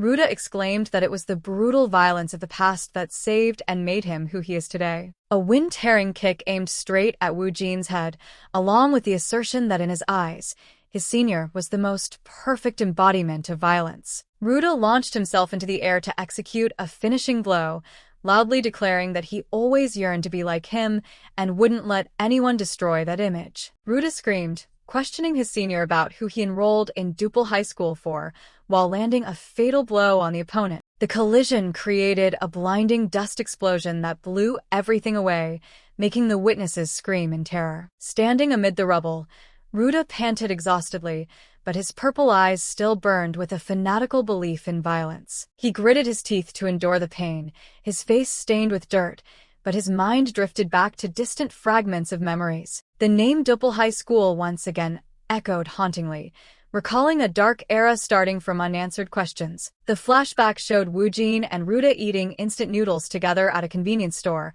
a rare peaceful moment between two lonely souls. Ruda back then was incredibly shocked to hear his close brother confess his intention to step into the Dupal hell right after graduation. He couldn't understand the reason behind that crazy decision, while Woo-jin just silently looked far away with his golden eyes full of untold thoughts. Woo-jin used his scar-covered hand to hide his face, softly affirming that he needed absolute power to protect the things that were truly important to him. Ruda shockingly asked again about Woo-jin's true purpose, his eyes clearly showing astonishment at the massive ambition of the one he always admired. Woo-jin, with sharp eyes and an arrogant smile, declared that he had to become the strongest so no one could take away what belonged to him. Although there was no proof whatsoever, deep in his heart, Ruda completely believed in those heroic words. Because if the person saying that was this monster with blood-stained hands, then that truth was indisputable. The back of the one who had used violence to crush everything appeared like a solid fortress wall in Ruda's memories. He secretly thought such a great person would definitely rise to the top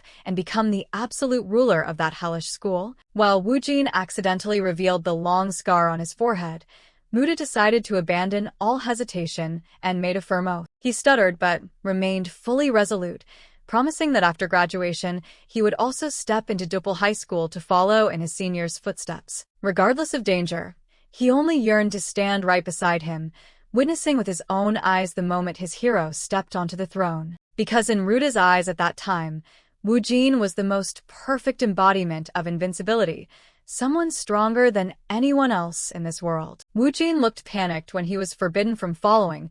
He shouted in protest and demanded to know why he was rejected. He smirked and declared he would definitely go, retorting to ask what right the other person had to stop him, or if that person considered themselves the principal of Dupal High. His eyes suddenly glowed with an intimidating golden light, revealing a monstrous alter ego waiting to explode behind his romantic mask. Ruda scratched her head and apologized for judging the other by appearances.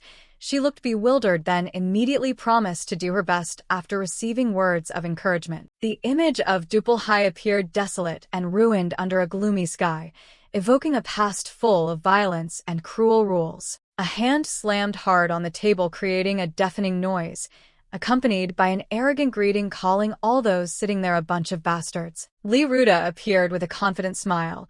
She boldly declared she was here to enroll and officially become a freshman rookie at Dupal High. Sitting in the dark room, the man with gold rings on his hands coldly mocked the girl's arrogance for daring to use the school's greeting despite not being accepted yet. The principal, with his powerfully slicked back hair, suddenly burst into amused laughter.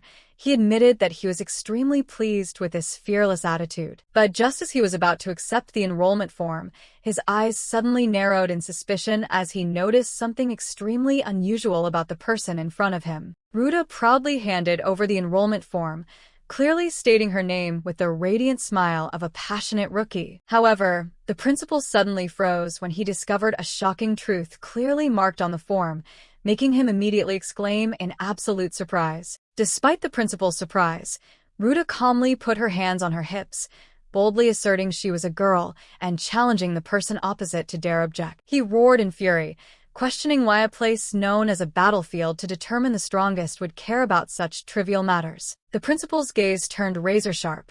He coldly agreed that on this bloody battlefield, gender meant absolutely nothing, because the only rule existing at Dupal was that the strongest would be the winner, a cruel but undeniable truth. The principal suddenly flashed a sinister smile, revealing pale white teeth in the darkness, as if he had just found a very interesting toy. He laughed with delight, admitting that this kid's arrogance made him feel more excited than ever. Looking straight into Ruda's resolute purple eyes, the principal called out the kid's name in a highly thrilled tone. With a wild smile, he yelled out his approval of her enrollment and declared that a new era was about to begin at hellish Dupal. The hellish school that was originally for boys only now unexpectedly became a co-ed school thanks to the principal's crazy decision. Back to reality, Woo-jin frowned in confusion at the provocative glare of the unruly rookie kid. Ruda arrogantly repeated the shocking truth about her gender, making the senior who once ruled the roost drop his jaw in sheer amazement. A series of piercing, wind-tearing sounds screeched as Ruda suddenly unleashed a backward kick,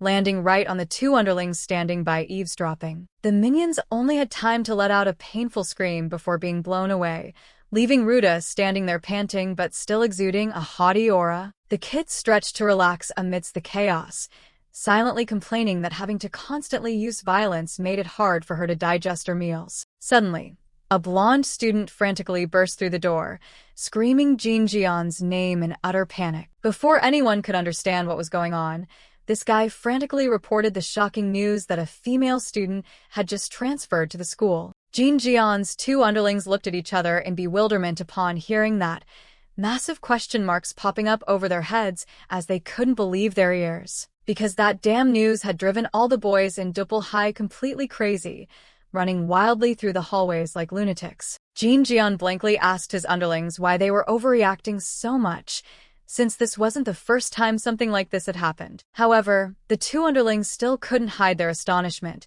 shakily asking who exactly had transferred to this crazy school. They were dumbfounded when they heard the name Lee Ruda, a completely unfamiliar name, yet one that brought an indescribable sense of unease. Confusion was evident on the two underlings' faces. They screamed in unison, asking their boss if he really didn't know about this. Jin Jian smirked and bragged that he had been shirtless in front of that kid countless times, but she didn't seem to care at all about his rippling muscles. That made the two underlings even more extremely confused.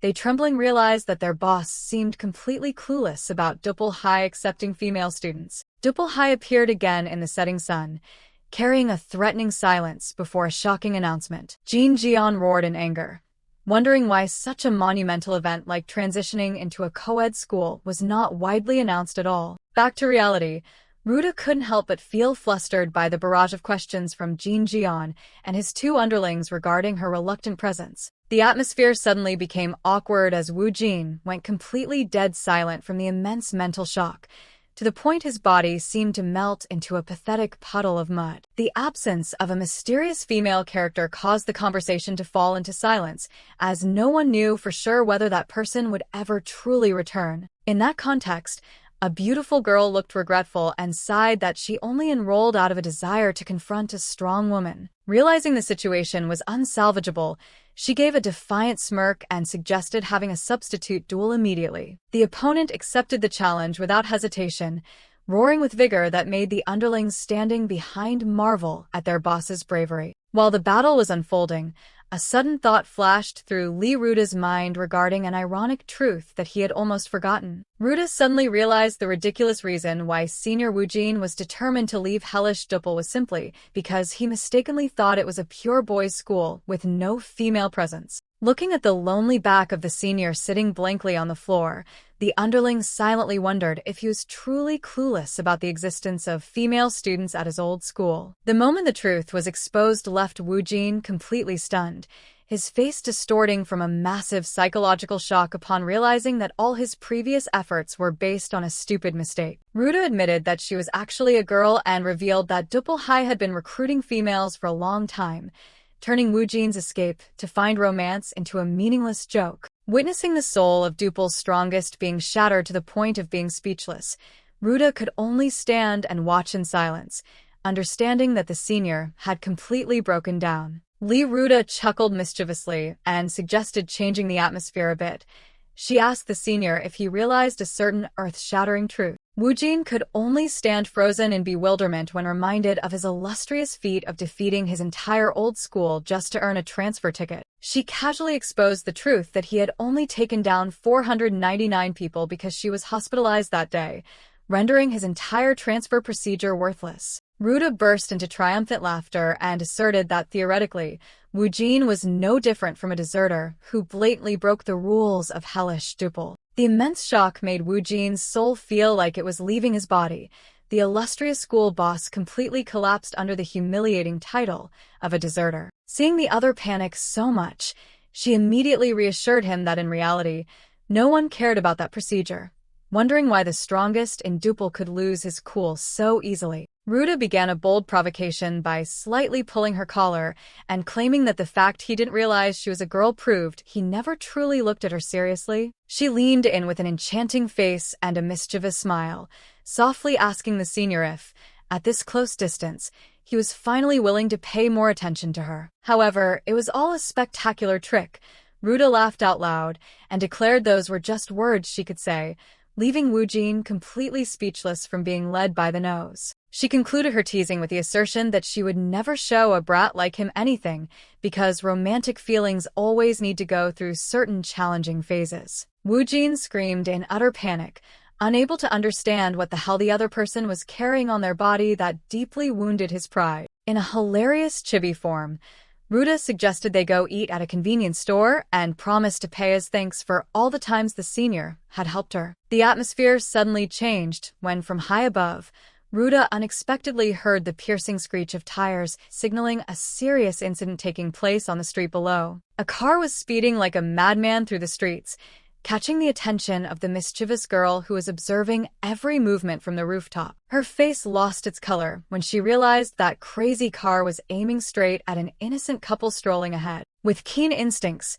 Woo-jin immediately sensed a deadly danger approaching, and he asserted he couldn't sit still and watch a tragedy unfold. Without a word of explanation, he suddenly grabbed Ruta's shoulder tightly, causing the young girl to only let out a cry of astonishment at the senior's unexpected impulsive action. Even though Ruta had just regained her senses and was frantically asking what he intended to do, Woo-jin decisively executed a reckless jump from above to the rescue. Ruta widened her eyes in extreme bewilderment as she felt her body plummeting through midair with a strong whistling wind slapping right into her face. In the midst of the dramatic freefall, despite his junior screaming to handle it herself, Woo-jin resolutely hugged her tight to prepare for a shocking landing. Ruta plummeted from the sky with a resounding scream tearing through the heavens, ready for a violently explosive intervention. A terrifying collision occurred as she slammed right onto the car's hood, creating a purple pressure wave that crushed the sturdy metal instantly. The surrounding crowd screamed in panic as the car skidded across the road.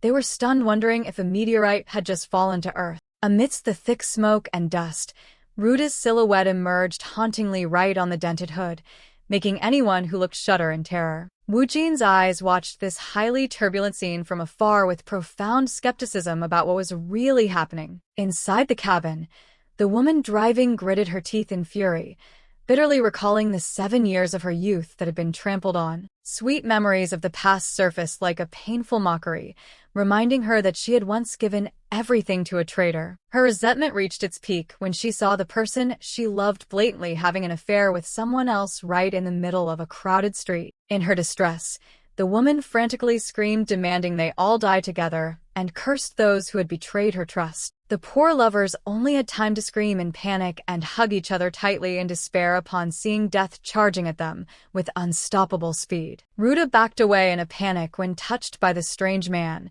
She shouted angrily, demanding the other immediately stay away and not touch her. In the midst of that, a blinding flash of light from a car's headlights unexpectedly struck, enveloping the entire space and sending everything into chaos in a split second. The girl's eyes widened in sheer amazement, as if she could feel the breath of death lingering right before her eyes. But a thunderous crash happened when Ruta was thrown straight onto the hood, creating a horrific pressure that crushed the metal instantly. Thick dust and smoke rose from the accident scene.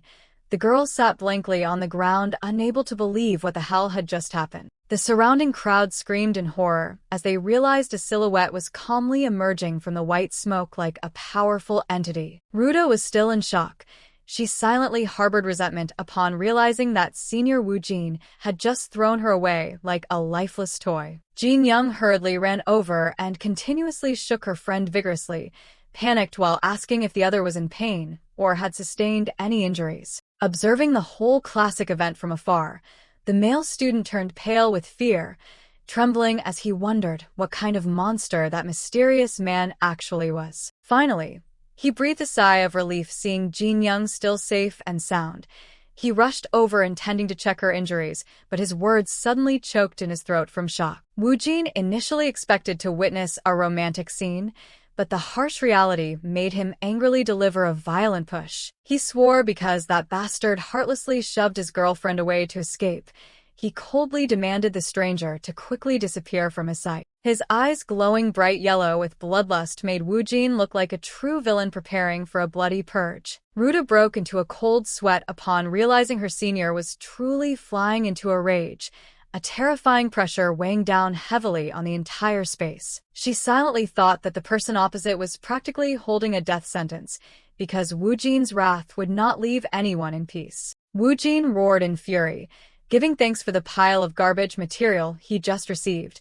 He declared he would retaliate tenfold, leaving the opponent only able to groan in pain. Jin-young lowered her face to hide the pain of betrayal, her hands tightly clenching to show a violently resolute decision to sever ties. Without any warning, she unleashed a heavy punch straight into the traitor's face, making him only able to scream in utter shock. In her frenzy, the girl continuously delivered thunderous, punishing blows upon the bastard and definitively declared their relationship completely over. Jin-young coldly turned and walked away, leaving the man lying motionless, causing witnesses to just stare after them and secretly wonder if he was actually dead yet. Jin-young approached, making Ruta flinch and scream as she was still stuck tight in the car's hood after the shocking landing. The young girl's purple eyes widened in amazement when receiving sincere thanks from Jin-young for risking her life to save hers. Jin-young smiled radiantly under the sunset.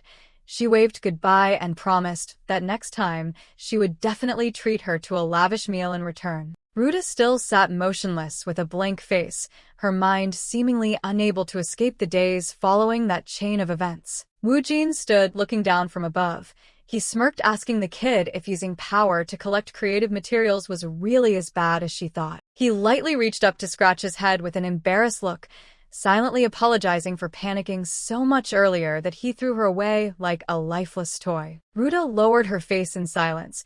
She secretly calculated something in her mind, making the atmosphere suddenly become unusually tense. Then she unexpectedly looked up with burning eyes, wondering if she should demand the senior to treat her to lobster or caviar to compensate for this trauma. Amidst the sniffling scene, the senior and junior stood watching Jin-young sobbing in the car, creating an ironically bittersweet and laughable moment. Woo-jin sternly scolded the woman driving for the dangerous act that almost caused a murder, while Ruta frantically found ways to stop the hot-tempered senior. Ruta firmly asserted that the recent action was entirely intentional, leaving the others stunned by her decisiveness. The woman wailed tragically, bitterly confessing that she had been painfully betrayed by the person she completely trusted. Woo-jin listened silently to the tearful confession about how she gave away everything, from her home to paying off debts, only to receive coldness in return. Resentment surged as she yelled that the man heartlessly abandoned her to run after a younger mistress. Woo-jin suddenly lit up.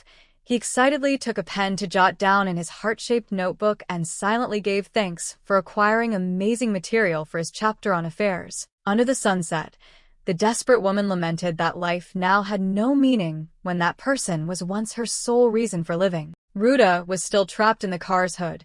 She sadly asked herself what she had to keep existing for when all hope had completely collapsed. The young girl's furious alter ego unexpectedly awakened. She silently screamed out, asking who she ultimately risked her life enrolling into hellish duple for. A meaningful smile appeared along with a sharp fong, signaling a powerful change in the will of the rebellious girl. But the reminder to start living for herself left the woman stunned, like a ray of light enlightening a soul sinking in darkness. Ruta saw right through the woman's pain and advised her that this was her own life. So boldly, do whatever she truly wanted. Woo-jin pondered deeply about how if you admire someone, you should transfer to their school, or actively search if the rival suddenly disappeared. However, he still emphasized that strength is the prerequisite for fulfilling dreams, his footsteps highly decisive on the sunlit road. Despite the circumstances, Ruta calmly invited the woman to join Duple High, making Woo-jin standing nearby blow his top at this stupidity. The school boss dragged the kid away, while scolding her for inviting an adult into a boys' school, even though his junior screamed in protest that the rules had completely changed. The picture emerged full of poetry, with the image of Ruta sitting alone on a park bench under the sunset, her arm in a cast due to injuries from the collision. The girl's purple eyes suddenly gleamed with surprise as she felt the sincere care through the question of whether she was feeling hungry or not. Woo-jin smiled as he approached with a bag of food in hand, admitting he owed her again thanks to the valuable details he just gathered for his work. Sitting together in a peaceful space, He silently admired Ruta's optimism and told himself he must seize every moment when the source of inspiration is right next to him. Ruta looked deeply into the other's eyes with a knowing smile, silently confessing that it was Woo-jin's exact madness and distinctiveness that captivated her to the point she couldn't look away. Ruta looked at Woo-jin with affectionate eyes and silently concluded that this romantic side of him actually wasn't bad at all. While the senior was busy eating, she suddenly brought up the advice to live for oneself that he had given the woman earlier. With sparkling purple eyes, Ruta softly confessed that those were actually the very words she had always been telling herself all this time. She melancholy recounted how she had defied everything to enroll into hellish Dupel with the sole goal of following his shadow. The image of Ruta fighting madly appeared like a sad movie scene about lonely days when she couldn't find a true purpose in life. She was immersed in memories of meaningless battles, where she was completely lost and didn't know what she was struggling to fight for. But then Ruta unexpectedly turned to look at Woo-jin, affirming that after all the recent incidents, she had officially realized an important truth. A radiant and happy smile lit up the young girl's face, marking the moment her soul was freed from the chains of the past. Ruta boldly declared that she felt happiest when confronting him, leaving Woo-jin standing in absolute shock. The knowing smile along with a sharp fong appeared enchantingly as a confirmation of the stormy, fated connection between Dupel's two strongest. Woo-jin casually apologized for abruptly transferring schools alone, despite Ruta complaining and demanding he think about how depressed those left behind were. The girl bared her mischievous fong, smirking and retorting at her senior if he really thought a light snack was enough for them to call it even. Then Ruta suddenly squeezed her eyes shut, opened her mouth wide, and whined coquettishly, demanding Woo-jin hand-feed her. Woo-jin immediately showed a disgusted look, ruthlessly scolding her to use her own feet to eat since her limbs were still working perfectly fine. In a comical chibi form, he shooed the kid away and screamed in disgust that this kind of action between guys was extremely gross. The atmosphere suddenly fell silent as Ruta looked at him with bewitching eyes. She playfully stuck out her tongue to remind him that she actually wasn't a boy. Woo-jin turned pale from embarrassment, gritting his teeth and silently thinking that whether a boy or a girl, to him, Ruta would always be an incredibly annoying entity. Ultimately, he gave in to that stubbornness, feeding her while scolding her to stop acting like a child and just eat properly. However, when closely looking at his junior's face, Woo-jin suddenly paused with a thoughtful expression as if he had just realized something incredibly important. Mr. Yasuo lay flat on the floor, muttering that he felt like he just forgot something important, but then clicked his tongue thinking it was no big deal. The starry night sky appeared above a construction site, bringing a silent, unsettling atmosphere. But that silence was quickly broken by deafening crashing sounds echoing continuously inside a hidden corner of the building. Splatters of fresh blood sprayed onto the cold brick wall, serving as proof of a brutal purge taking place in the shadows. Choi Jin-ho collapsed to the floor with ragged breaths, his body trembling violently in pain after enduring vicious blows. His face was covered in bleeding wounds. He gritted his teeth trying to endure and revealed his identity as a member of the notorious Baekhyun gang. Jin-ho tried to force himself up and let out a hateful curse aimed straight at the one standing arrogantly in front of him. Answering him were two strange figures casually smoking. They coldly challenged him to vent all his resentment on them if he had a problem. He roared in fury, questioning why they dared to touch his friends, his eyes blazing with a fire for revenge. In the midst of extremely high tension, a mysterious figure suddenly shifted slightly, preparing to make a declaration that could change everything. A bizarre rabbit doll appeared in the darkness with a haunting voice, questioning Choi Jin-ho about who had allowed him to join Baekhyun. Its lifeless eyes bored deeply into Jin-ho's humiliation, coldly mocking that he was trash for being defeated by a transfer rookie. Jin-ho could only grit his teeth and curse in pain, his bloodied face cringing at the cruel mockery of the mysterious entity. He screamed out, demanding those around him to snap out of it, but the atmosphere thick with threats made his cries for help hopeless. Jin-ho's eyes were bloodshot with rage. He couldn't accept falling into such a pathetic situation and being looked down on like this. The rabbit doll suddenly broke into a creepy smile, casually asserting that it had no intention of making things difficult, but just wanted to negotiate a bit. Its plush hands moved slightly, slowly preparing a hot cup of tea like a reception ritual full of ambiguity and death. Jin-ho glared straight at the opponent, definitively declaring he would never touch the garbage water it just offered. He suspiciously questioned who knew if inside that cup of tea it had been laced with some poison or disgusting impurity. Right then, a thunderous kick from behind unexpectedly landed on Jin-ho's head, making him collapse completely in a terrifying shock. Choi Jin-ho looked forward in shock as he felt a terrifying change enveloping the space around him. The school boss screamed in agony when a hand choked his neck, frantically begging the person opposite to quickly stop this crazy act. The rabbit doll suddenly appeared with lifeless eyes and a hypnotic spiral, coldly affirming that he had completely lost the right to resist. Standing before a long line of silent followers, the ghostly entity loudly ordered, forcing him to drink all the mysterious liquid inside. The true owner of the doll revealed herself with a twisted smile, coldly declaring she would make him taste all of this torture. The exquisite teacup appeared hauntingly in the dark, serving as proof of the meticulous preparation for a bloody purge. Jin-ho's body stood stiffly as the strange drug began seeping into his blood,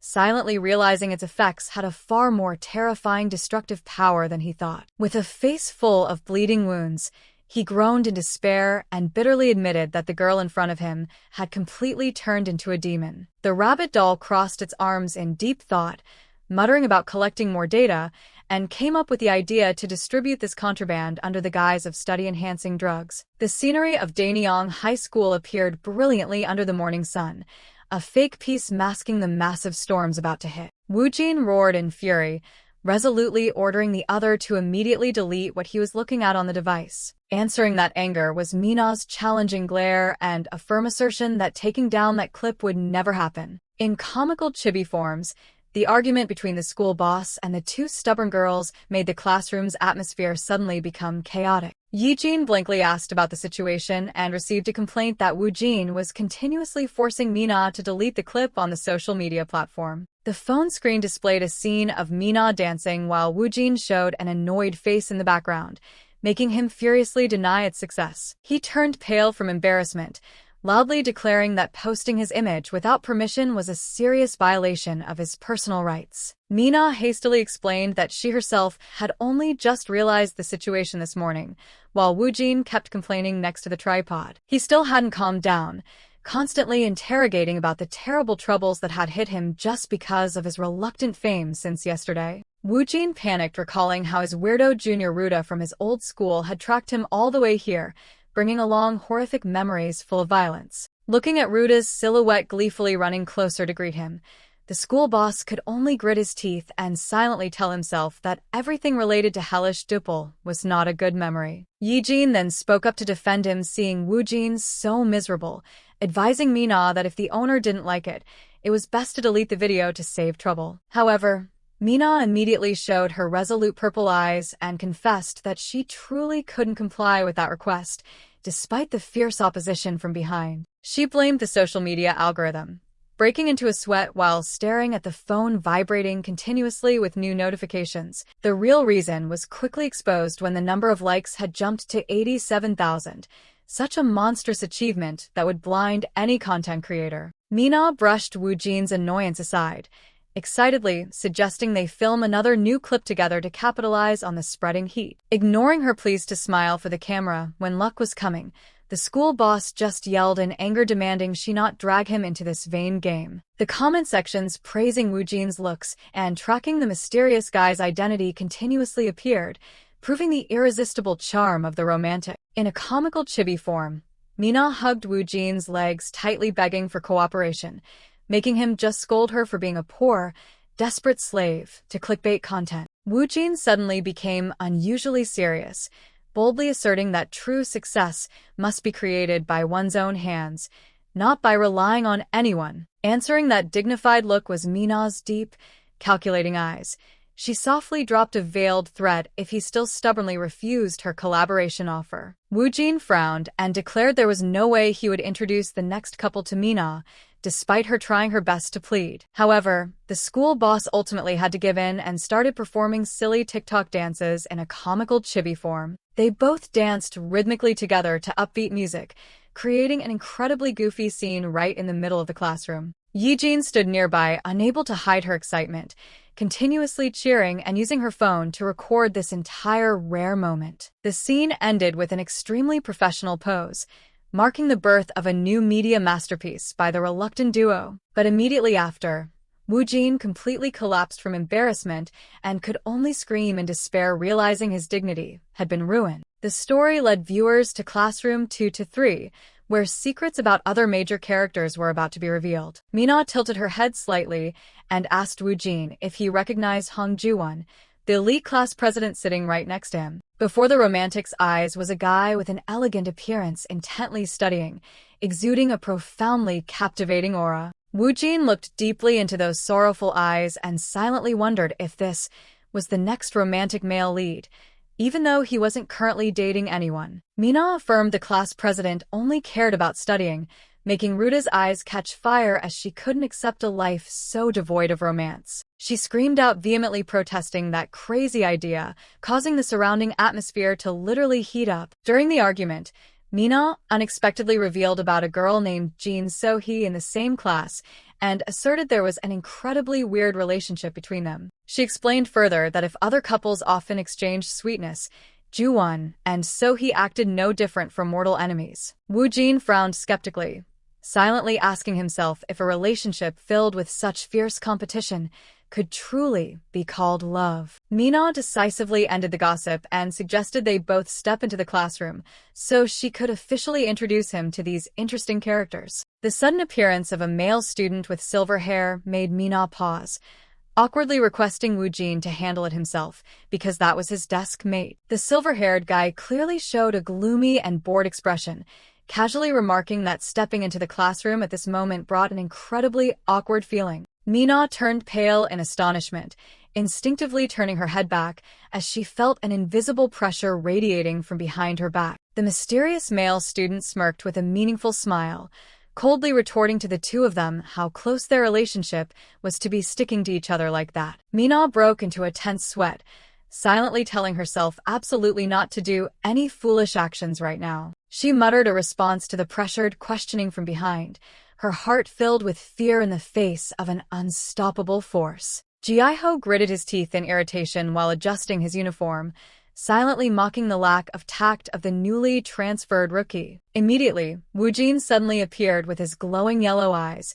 flashing a radiant smile and enthusiastically greeting Ji-ho like a close brother. The romantic casually brought up the fact that they hadn't chatted in a long time since that fateful day, causing the opponent's face to contort in annoyance. In a goofy chibi form, Woo-jin, still carefree, asked about his current situation without knowing he was being considered a crazy psycho by Ji-ho. Witnessing that weird scene, Mina wondered about their relationship, making Ji-ho roar in fury to deny this fake intimacy. Woo-jin casually philosophized that exchanging punches was exactly the start of a friendship. He even happily recalled the bloody wound the opponent had inflicted. Ji-ho angrily shoved away the arm draped over his shoulder, coldly declaring he had reached his limit of endurance and didn't want to hear any more nonsense. Ignoring Woo-jin's reminder that the class bell had rung, Ji-ho still decisively turned his back and walked away with a bitter curse aimed straight at the annoying senior. Teacher Yasuo, with long black hair, appeared majestically in the hallway, coldly ordering Kong Ji-ho to immediately return to the classroom. Mina astonishingly remarked that the teacher had suddenly grown miraculously younger and urged Woo-jin to quickly enter the classroom to grasp the situation. Woo-jin sat next to class president Ju-won with an extremely uneasy face, secretly hoping that his presence wouldn't cause any incidents. The romantic guy softly uttered a greeting when seeing the other remain silent, a suffocating atmosphere beginning to envelope both of them. Woo-jin gave a friendly smile and excitedly said that this was the very first time they actually talked like classmates. Answering that enthusiasm was Ju-won's razor-sharp, heavily pressured gaze, making the school boss suddenly sense a terrifyingly murderous aura. While the teacher was asking students to provide the answer, Woo-jin suddenly broke into a cold sweat, fearing that the greeting just now had completely failed. Ju-won calmly and loudly answered that the answer was 1.6 to the amazement of the whole class, officially receiving the correct confirmation from the teacher. Woo-jin was stunned to realize the person sitting next to him was the entire school's second-ranked elite student, he could only stand frozen before the other's brilliance. The scene ended with the powerful class president's arrogant, highly confident smile, making the romantic exclaim in astonishment at this brazen attitude. Teacher Yasuo suddenly froze when Jin So-hee unexpectedly burst through the door into the class with a frantic apology right in the middle of the lesson. She gave a mischievous smile, casually admitting she overslept because she was busy battling in the virtual world all night long. Woo-jin's eyes widened in amazement.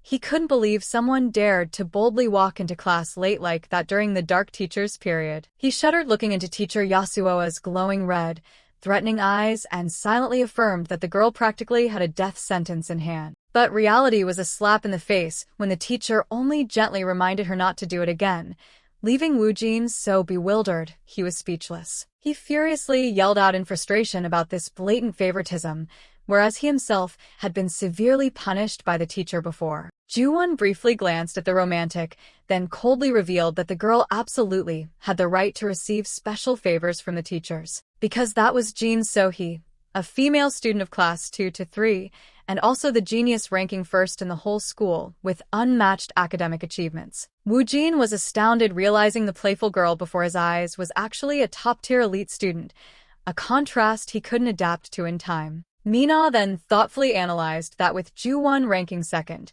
the relationship between them was more like mortal enemies than a romantic couple. So he recognized the weird rookie and surprisingly asked whether Woo-jin was actually present today to join the class or not. She assumed she was mistaken when seeing Woo-jin solve the math problem yesterday and suggested next time they should study hard together. Jin So-hee flashed a radiant, friendly smile, loudly expressing her desire to become good friends with the romantic, lighting up the atmosphere. Woo-jin was moved to tears, continuously writing in his heart-shaped notebook and secretly praising So-hee for being an incredibly kind person. However, her smile suddenly became more mischievous than ever as she prepared to execute her next teasing act. So-hee unexpectedly leaned in close and sweetly greeted Ju-won, making the strict class president suddenly flinch in extreme awkwardness. She deliberately repeated the greeting again with an eager face, ignoring Ju-won shouting and demanding she immediately stop this annoying behavior. Jin So-hee burst into delighted laughter, apologizing and coldly reminding him that he would forever only be the second place behind her, leaving Ju-won holding his head in agony. Woo-jin stood frozen with dull golden eyes, silently realizing the reality of this bitter rival relationship was completely far off from a romantic script. Teacher Yasuo then spoke up to demand the first and second-ranked students keep quiet, leaving the romantic still immersed in absolute bewilderment. Woo-jin smirked with a meaningful smile, secretly observing the two special characters before his eyes with eyes shining with excitement. The scenery of Daenyang High School appeared brilliantly under a crystal blue sky, an unusually peaceful space. In the middle of the class, teacher Yasuo was stretching to relax in a stylish pose, signaling that a far from ordinary lesson was about to take place. Woo-jin closed his eyes tight to enjoy the fresh atmosphere of the co-ed school, silently marveling at the tranquility he had always wished for. But then he immediately opened his colorful heart-shaped notebook, reminding himself that his main goal was to hunt for valuable romantic materials. The romantic's gaze stopped at Hong Ju-won, the class president resting his chin in deep thought with an anxious and mysterious look. Right next to him was Jin So-hee, the genius girl with a delicate beauty radiating a strange charm that made it impossible for him to look away. In an extreme rush of excitement, Woo-jin silently screamed, demanding the two of them quickly show off top-tier romantic scenes for him to admire. His hands began moving frantically across the page, jotting down every minor detail like a madman hunting for art. Contrary to that bustle, Ju-won still quietly bowed his head to take notes with a cold expression, creating a very interesting contrast. So he was still engrossed in her notes, completely immersed in her dry world of knowledge. Meanwhile, Ju-won appeared extremely bored, resting his chin and looking far away as if his mind had flown off to somewhere else. His eyes suddenly became deep, harboring unnamed sorrows in a quiet moment of the classroom. In front of him was So-hee's petite back, a person who seemed completely unconcerned about the presence of the one sitting behind her. Suddenly, the genius girl turned around with a meaningful smile, as if she had just caught onto something from the opponent. Ju-won flinched violently, breaking into a sweat when unexpectedly facing the heavy gaze of his desk mate. So he couldn't hold back and giggled. She seemed to be immensely enjoying teasing the poor class president. Observing the whole development from behind, Woo-jin smirked with a calculating smile, silently highly appraising this dramatic interaction. But then he suddenly paused upon seeing a small folded piece of paper unexpectedly appear on Ju-won's desk like a prearranged setup. Woo-jin panicked, realizing this was exactly the secret message passing scene Yi-jin had mentioned.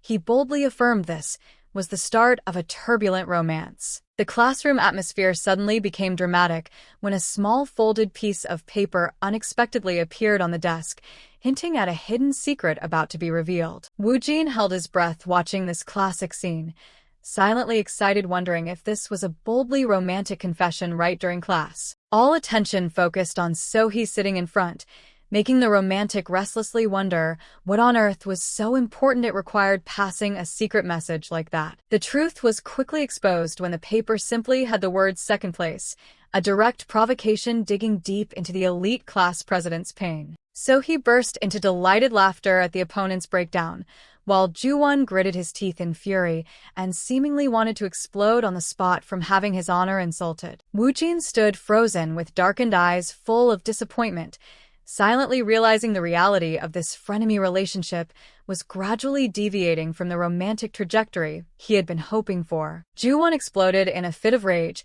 with his eyes glowing bright blue.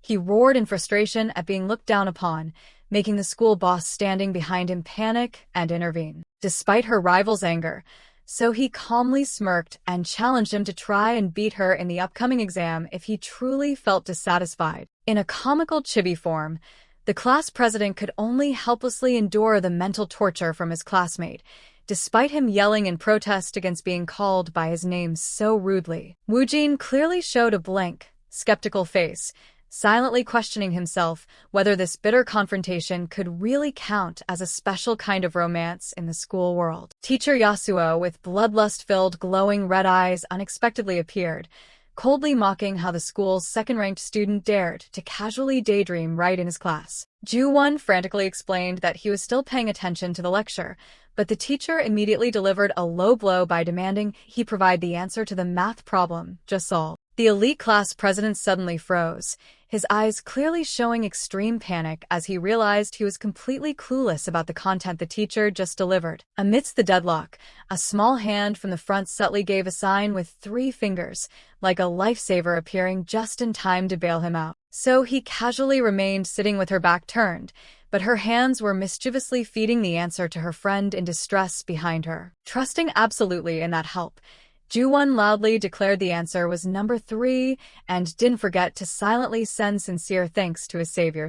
But the harsh reality hit when both Ju-won and Woo-jin were punished with doing handstands, the teacher coldly affirming the correct answer should be number 2. Teacher Yasuo calmly turned and walked away, affirming this punishment was the price to pay for the 2 of them daring to run away yesterday. The empty hallway scene was left with only 2 male students having to endure humiliating shame in an unsightly posture right outside the classroom door. Ju-won gritted his teeth in resentment, roaring Jin So-hee's name with eyes blazing with anger upon realizing he had been completely and painfully tricked by the genius girl. Ju-won was struggling to endure the handstand punishment, gritting his teeth in frustration and asking himself what on earth he did wrong to be tortured like this. Woo-jin was also in a similar posture right next to him, curiously asking if Ju-won and So-hee were actually in a bad relationship or not. The elite class president could only endure in silence upon hearing his desk mate advise that he could totally just choose to ignore the genius girl. Woo-jin suddenly smirked mockingly that Ju-won didn't seem to hate this special attention at all, then unexpectedly prepared to ask an important question. The romantic's eyes sparkled with curiosity as he asked Ju-won if he really was a brilliant academic genius like the rumors said. He casually brought up how he easily solved teacher Yasu's pile of homework thanks to the advanced knowledge he had mastered since middle school. But then Woo-jin suddenly paused with a highly skeptical look, a bizarre hypothesis abruptly appearing in his mind, making him restless. He retorted, asking if the class president was secretly considering him a formidable rival on the academic path. To reassure his friend, Woo-jin gently pulled out his heart-shaped notebook and asserted that he cared more about collecting romantic materials than grades. The romantic flashed a confident smile, loudly declaring his life's burning dream was to become a Webtoon author specializing in romance. Woo-jin gave a radiant smile, raising his pink heart-shaped notebook high and immersing himself in fantasies about a deeply romantic future. Contrary to that excitement, Ju-won was tearing up out of pity for his friend's unrewarding career choice, making Woo-jin suddenly feel extremely irritated. In the laughable punishment posture, the romantic confessed he was also very interested in school romance, but his primary goal was still finishing his debut work. He curiously asked if the elite class president had any interest in dating, but only received a firm assertion that studying right now was the most important thing. Woo-jin then smirked mockingly about a student's life of burying their head in books. He enthusiastically urged Ju-won to try opening his heart to taste the flavor of love. Ju-won's eyes suddenly turned razor-sharp and resolute. He coldly declared that was exactly the reason why he had to maintain the top rank in the whole school. The romantic stood frozen with a blank face, completely unable to understand what meaning that extreme determination ultimately brought to his romantic script. Suddenly, Jin So-hee appeared by the classroom door with a gleeful smile, loudly teasing the two poor guys for still not being freed from their punishment. The genius girl excitedly used her phone to record the pathetic scene of the two nerds, despite Ju-won angrily screaming demanding she get lost. So he casually scrolled on her screen to review her loot, indifferently responding to the others' scolding and seemingly secretly plotting something interesting. Mina curiously asked about the plan to go to the library after school, making Ruda, who was being punished, just scream out a refusal in frustration. Despite Mina trying her best to coax her with an attractive coffee invitation, she still firmly shooed her annoying friends away to seek peace and quiet. So he sighed softly with regret upon realizing the situation seemed unsalvageable, but her eyes suddenly flashed with a mischievous scheme. The genius girl unexpectedly leaned down close to Woo-jin's face, calling him a crazy transfer student with a highly provocative attitude right in the middle of the hallway. Then So-hee suddenly broke into a radiant smile, loudly inviting the romantic to go to a study group with her to the amazement of those around. This surprising invitation left Mina and Yi-jin completely stunned, both standing frozen, as if a bolt of lightning had just flashed through their minds. Even class president Ju-won could only widen his eyes in shock, unable to believe his ears at the genius girl's bold proposition. Mina frantically screamed from afar, advising Woo-jin to be sensible and give a firm refusal before falling into So-hee's trap. She feared a troublesome date under the guise of studying, while So-hee casually touched the romantic, waiting for an answer. Despite the fierce prevention, Woo-jin flashed an excited smile and loudly confirmed his agreement, making Mina just scream, calling him a true lunatic. The scene shifts to the school library, a quiet space overflowing with knowledge under the evening sunlight. Woo-jin's hands took note swiftly, as he casually explained how to apply the formula to solve the math problem neatly. So he couldn't hide her amazement at the wanderer's incredibly smart and simple way of solving the problem. The genius girl exclaimed in admiration, curiously asking how someone like him could come up with such a breakthrough method. Woo-jin sat arrogantly on the desk and laughed heartily, revealing that the secret lay in the legendary self-study guide by Aurelio Fernandez. He casually walked over and asserted that he had begun delving into dangerously forbidden sources of knowledge. Meanwhile, an urgent message from Yi-jin suddenly appeared, demanding the recipient to be present at the library immediately. The red-haired boy clearly showed his restlessness upon not receiving a reply, anxiously wondering what on earth was going on. He looked blankly into the room and caught sight of Woo-jin and So-hee laughing and joking very intimately. But right as he was about to call out,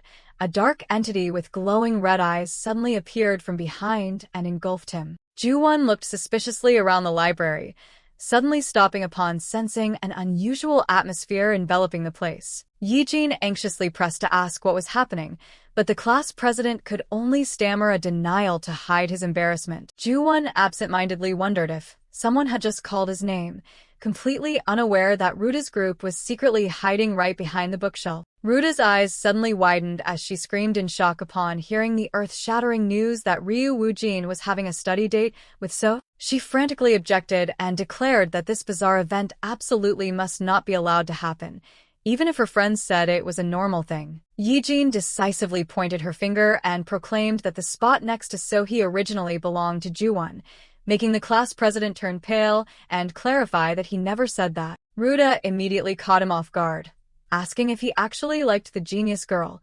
forcing Ju-won to yell for everyone to be quiet. She smirked mockingly, asserting that she deeply understood the feeling of those who always intentionally lied to themselves and dared not be honest. Ruda looked piercingly into his soul, concluding that he had been suffering from suppressing his feelings in torment all this time. She finalized with a bitter warning that if he didn't admit it soon, Ju-won would be the only one to get hurt. So he stretched refreshingly after the study session and let out a long, exhausted yawn right at the desk. She excitedly invited the wanderer to take a break, so they could both relax for a bit. To return the favor for his help earlier, so he handed Woo-jin a carton of banana milk as a small token of goodwill. A close-up of the wanderer's hand preparing to insert the straw into the milk carton in the usual way. But Sohee suddenly spoke up to remind him of the proper way to enjoy it, while she herself casually peeled off the wrapping membrane. Woo-jin suddenly felt that something was wrong. He curiously questioned the genius girl what on earth she was planning to mix in. Immediately, a bottle of bright red hot sauce was poured straight into the banana milk carton, creating an incredibly violent culinary combination. Witnessing that horrifying scene, the group of friends could only scream in terror while the insider remained completely clueless. So he boldly explained that spicy food was the best medicine to dispel stress, despite someone sarcastically calling it a crime. The genius girl clicked her tongue in praise of that unique spicy flavor, leaving Woo-jin pale and stunned by her bizarre preference for hot sauce toppings. So he curiously interrogated him about the thing Woo-jin had been staring at all this time.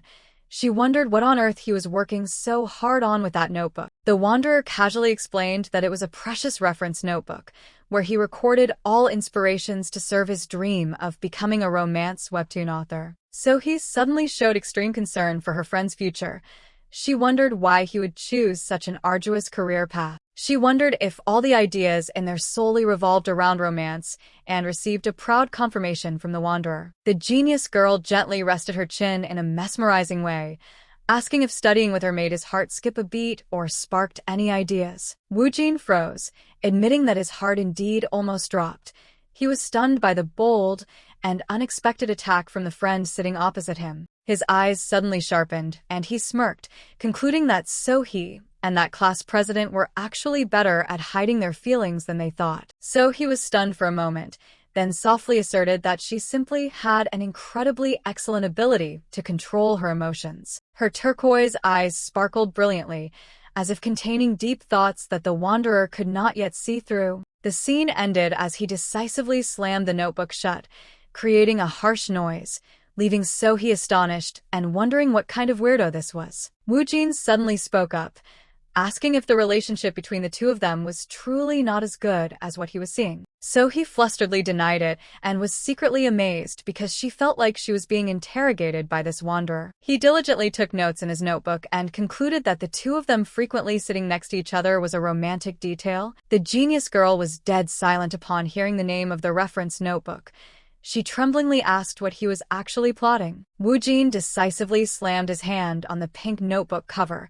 He coldly asserted that she had completely misunderstood his intentions. He began listing the evidence he had collected since transferring schools, exactly like how he had seen through Seo-jun's couple. With an arrogant smile, he asserted that all of them were actually better at hiding their feelings than they themselves thought. So he froze and tried to justify that she was just someone with an exceptionally excellent ability to control emotions. Her turquoise eyes suddenly flared with shock upon realizing that the boy in front of her seemed to have seen through all her secrets. Looking into Woo-jin's authoritative, burning golden eyes, the genius girl could only wonder in bewilderment what kind of monster he was. An unfamiliar schoolboy stood watching and silently concluded that Sohee's face inherently did not know how to lie about her true nature. So he decisively put on her backpack, walked out the door, and shouted loudly, announcing she would go home immediately to end the group study session. Ju-won stood silently looking at the genius girl's back,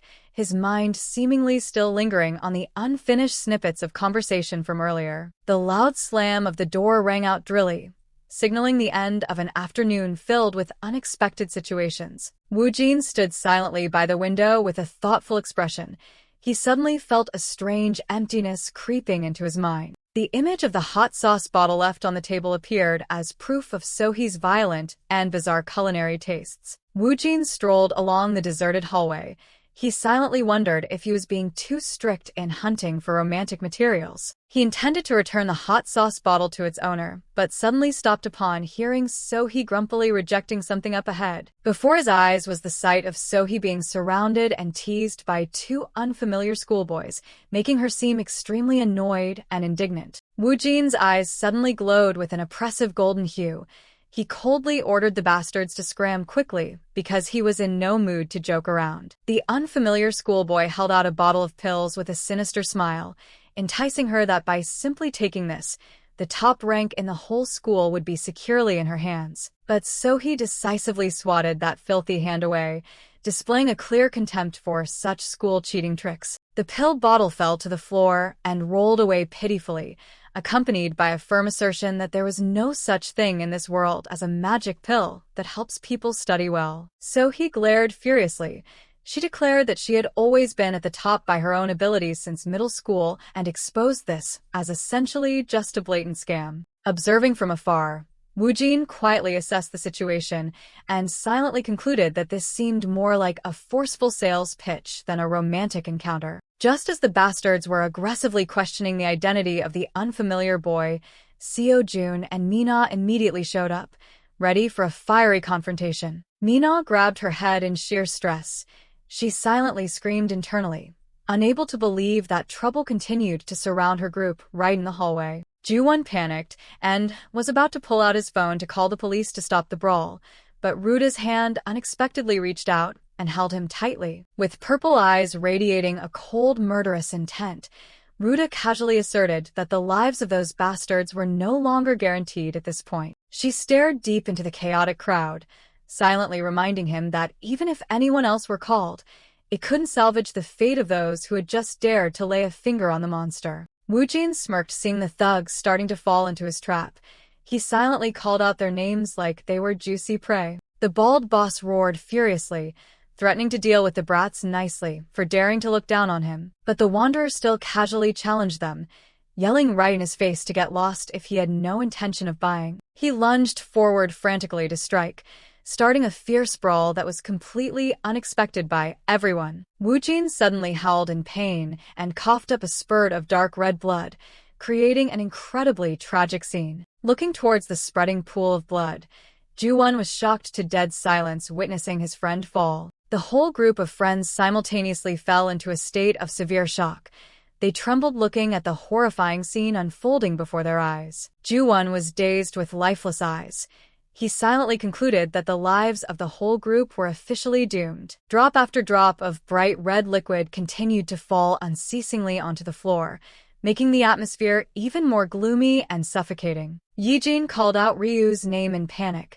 She couldn't believe the Wanderer could fall into such a critical situation. The Wanderer flashed a meaningful smile upon hearing the name Ryu Woo-jin ring out, as if a new play was about to begin. But reality was cruel as he was knocked to the ground, his agonizing dry coughs echoing before the contemptuous gaze of his opponent. The group of friends standing in the distance was utterly stunned, unable to believe their eyes, seeing Woo-jin coughing up blood and looking so pathetic. In everyone's minds, the image of a madman who once set himself on fire appeared as a reminder of his inherent danger. Even the scene where he aggressively smashed through the iron door was recalled, a testament to his unstoppable monstrous strength. Even the death-defying jump from the rooftop of a high-rise building, all creating a haunting portrait of an untamable figure in the hearts of the witnesses. Ju-won frantically pulled out his phone to call the police, fearing the Wanderer's life was seriously threatened, but Woo-jin's screams suddenly rang out. The school boss roared furiously in a pool of blood, his eyes glowing gold as he boldly ordered Ju-won to quickly lend him a hand. The elite class president completely froze in astonishment, unable to understand why he was dragged into this brawl so absurdly. The scene ended with the unfamiliar boss glaring threateningly right behind him, coldly yelling and questioning Ju-won for daring to make a noise that annoyed him. Ju-won panicked and was about to rush in to save his friend.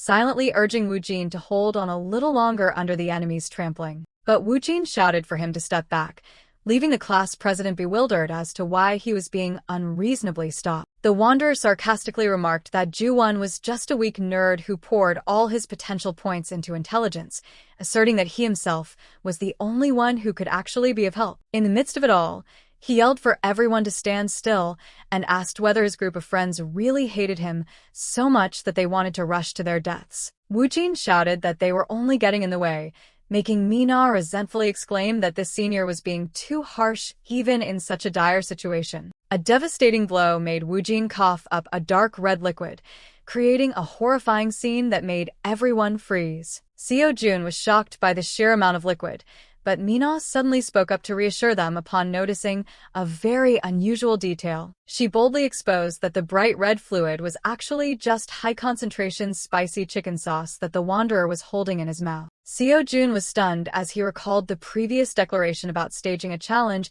and realized that this entire bloody play was all part of the plan. The scene ended with admiration for Woo-jin because he patiently endured that super spicy sauce to protect his script. Ruta decisively spoke up to deny something upon witnessing the visible awkwardness on Woo-jin's face. She reiterated the request for a dancing challenge, making the Wanderer unable to help but feel shocked and annoyed. Woo-jin roared furiously, declaring that he would rather die than perform those embarrassing dance moves. But as soon as Ruta suggested switching to the super spicy chip challenge, he immediately changed his mind and begged to dance to save his life. The secret about the Wanderer being extremely afraid of spicy food was exposed, and he cried miserably in absolute panic. In a comical chibi form, Woo-jin desperately pleaded with class president Ju-won to save him from this painful beating. Ju-won cried in panic, confessing that he only knew how to study and had never thrown a single punch in his life. So he tried her best to stop the thug, shouting a warning that such a violent act would actually take someone's life. The opponent smirked sinisterly, throwing sarcastic remarks about the despicable plot to send both of them to the hospital to clear the way. He suspected the opponent wanted to steal the school's top rank in his absence, leaving the class president stunned in dead silence. Ju-won yelled in protest against being humiliated and recklessly rushed towards the thugs, making the leader mock that he looked no different from a flimsy toothpick. Woo-jin smirked with a devilish smile and burning golden eyes, enthusiastically cheering and ordering the class president to land a lightning strike directly on the opponent's vital spot. The elite class president squeezed his eyes shut and screamed in despair, mustering all his courage to throw a milestone punch in his nerdy life. Witnessing that unimaginable scene, Mina and Seo-jun's group completely froze in amazement, unable to believe this violently drastic turn of events. Even the genius girl he could only widen her eyes in shock, as the surrounding atmosphere suddenly grew eerily quiet. In a silly moment in his tiny form, Ju-won landed a weak punch that somehow caused the unfamiliar boss to suddenly tumble to the ground. Everyone could only gape in horror upon realizing that the gentle class president had officially embarked on the path of school violence with no way out. So he frowned slightly with a look full of worry and skepticism. She seemingly still couldn't digest this action scene that fell outside the romantic script. Ju-won trembled in a massive psychological shock, his face blushing bright red with embarrassment and fear upon realizing he had just done something earth-shattering. The scene ended with the thug's refreshing yet sarcastic laughter as he casually mocked the pathetic strength of the newly deployed nerd warrior. The boss smirked sarcastically, stating that even a kindergartner could throw a much stronger punch than that. But right after that, a pressurized explosion suddenly erupted, leaving him only enough time to scream in absolute bewilderment and terror. The attack generated a force that tore through space, leaving a terrifying shockwave right in the middle of the brawl scene. So he stood frozen with a thoroughly bewildered expression, shockingly wondering what the hell had just actually happened. Ju-won suddenly exuded an overwhelming aura, clenching his fists and making the witnesses tremble before the hidden power of a nerd genius. The class president panted heavily, his eyes still retaining the astonishment from his own violently spontaneous action. In their comical chibi forms, the whole group began whispering about the gentle boy's hidden power stats all this time. Mina asked her friends with a tremble if they managed to capture that shocking moment just now. The real secret lay in Woo-jin's hand.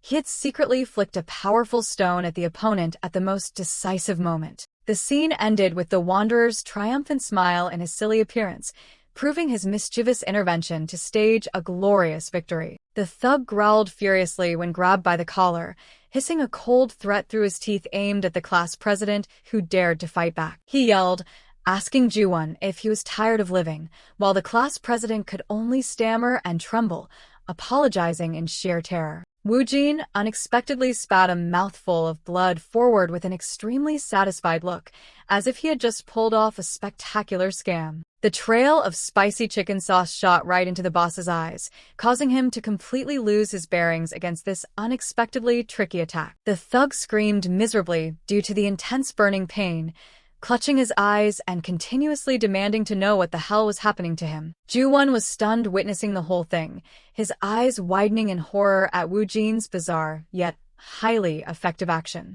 The friend group could only stand frozen in a daze, silently wondering if this was the overpowered strength of the conqueror they had always heard about. The two unfamiliar schoolboys helped each other flee in humiliation, swearing resentfully about their business hitting bad luck in this place. Threatening screams to just wait echoed across the schoolyard as the thugs' figures gradually disappeared behind the old brick wall. The scene ended with the class president still in shock, anxiously asking about Woo-jin's health condition, seeing the red streak still lingering on the corner of his lips. So he panicked and was about to call an ambulance for Woo-jin, who was lying covered in mess, but he only whispered to stop her in his pitiful chibi form. She suddenly stopped, gently bringing her hand to her nose to sniff, and silently wondered why this scent brought an incredibly familiar feeling. The secret was exposed when Sohee realized the pool of blood was actually spicy chicken sauce, and she yelled, questioning why the Wanderer would risk his life holding the entire bottle in his mouth just to stage a dramatic scene. Woo-jin, with his face smeared in sauce, casually philosophized that a true creator must always be ready to sacrifice their life for art. In his burning agony, he weakly demanded cool-piece milk instead of plain water, making Ju-won frantically run off to find relief for his friend. So he looked in shock at Woo-jin's trembling outstretched hand. She couldn't believe his insanely stubborn nature. The genius girl stood silently looking down at the Wanderer, her mind starting to be agitated by complex thoughts about his recent action. Sohee's turquoise eyes widened in shock, as if she had found some hidden truth behind Woo-jin's nonchalant mask. Unable to hold back her anger, she landed a hard blow on his head and scolded him for being an idiot, while yelling that even if he wasn't wrong, those words couldn't be said so casually. The scene ended with Sohee's helpless and flustered expression, as she could only hold her head and groan at the ironic situation they were both tangled in. Woo-jin called out to class president Ju-won, causing him to instinctively turn his head back with a thoroughly amazed look. Sohee slightly tilted her head to ask, casually mentioning she would go buy cool-piece milk to compensate for the friend who just fought so hard. Ju-won silently watched her back, softly dropping a sincere thank you for Sohee not minding the danger to lend a helping hand. In response was an affectionate gaze from the genius girl. She shyly confessed that he actually looked incredibly charismatic and majestic earlier. The unexpected compliment made Ju-won so flustered his face turned red. He hurriedly urged his friend to go buy the drinks quickly and stop calling him by the nickname Prince. Sohee flashed a mischievous smile. She challenged him to try and grab the first-place rank if he didn't want to keep being teased by that romantic name. Witnessing this intimate scene, Woo-jin suddenly got so excited that he spat out a burst of fiery breath and joyfully yelled that this was the absolute peak of romance. So he could only freeze in terror seeing the Wanderer literally burning intensely right in front of her. The surrounding atmosphere grew scorching hot from Woo-jin's madness, as he continuously cheered for having collected priceless creative material for his work. The scene ended with the dread of the witnesses, shockingly wondering how that rookie could breathe fire so absurdly. Ju-won's foot suddenly stopped when he accidentally stepped on a small pill bottle rolling on the ground. He let out a doubtful gasp at the appearance of the mysterious foreign object right at the scene. The elite class president curiously picked up the pill bottle and began carefully examining the faded words on it. He silently wondered what on earth this medicine was that it was dropped so coincidentally. Sohee's grumpy call rang out from behind, urging her soybean friend to leave quickly.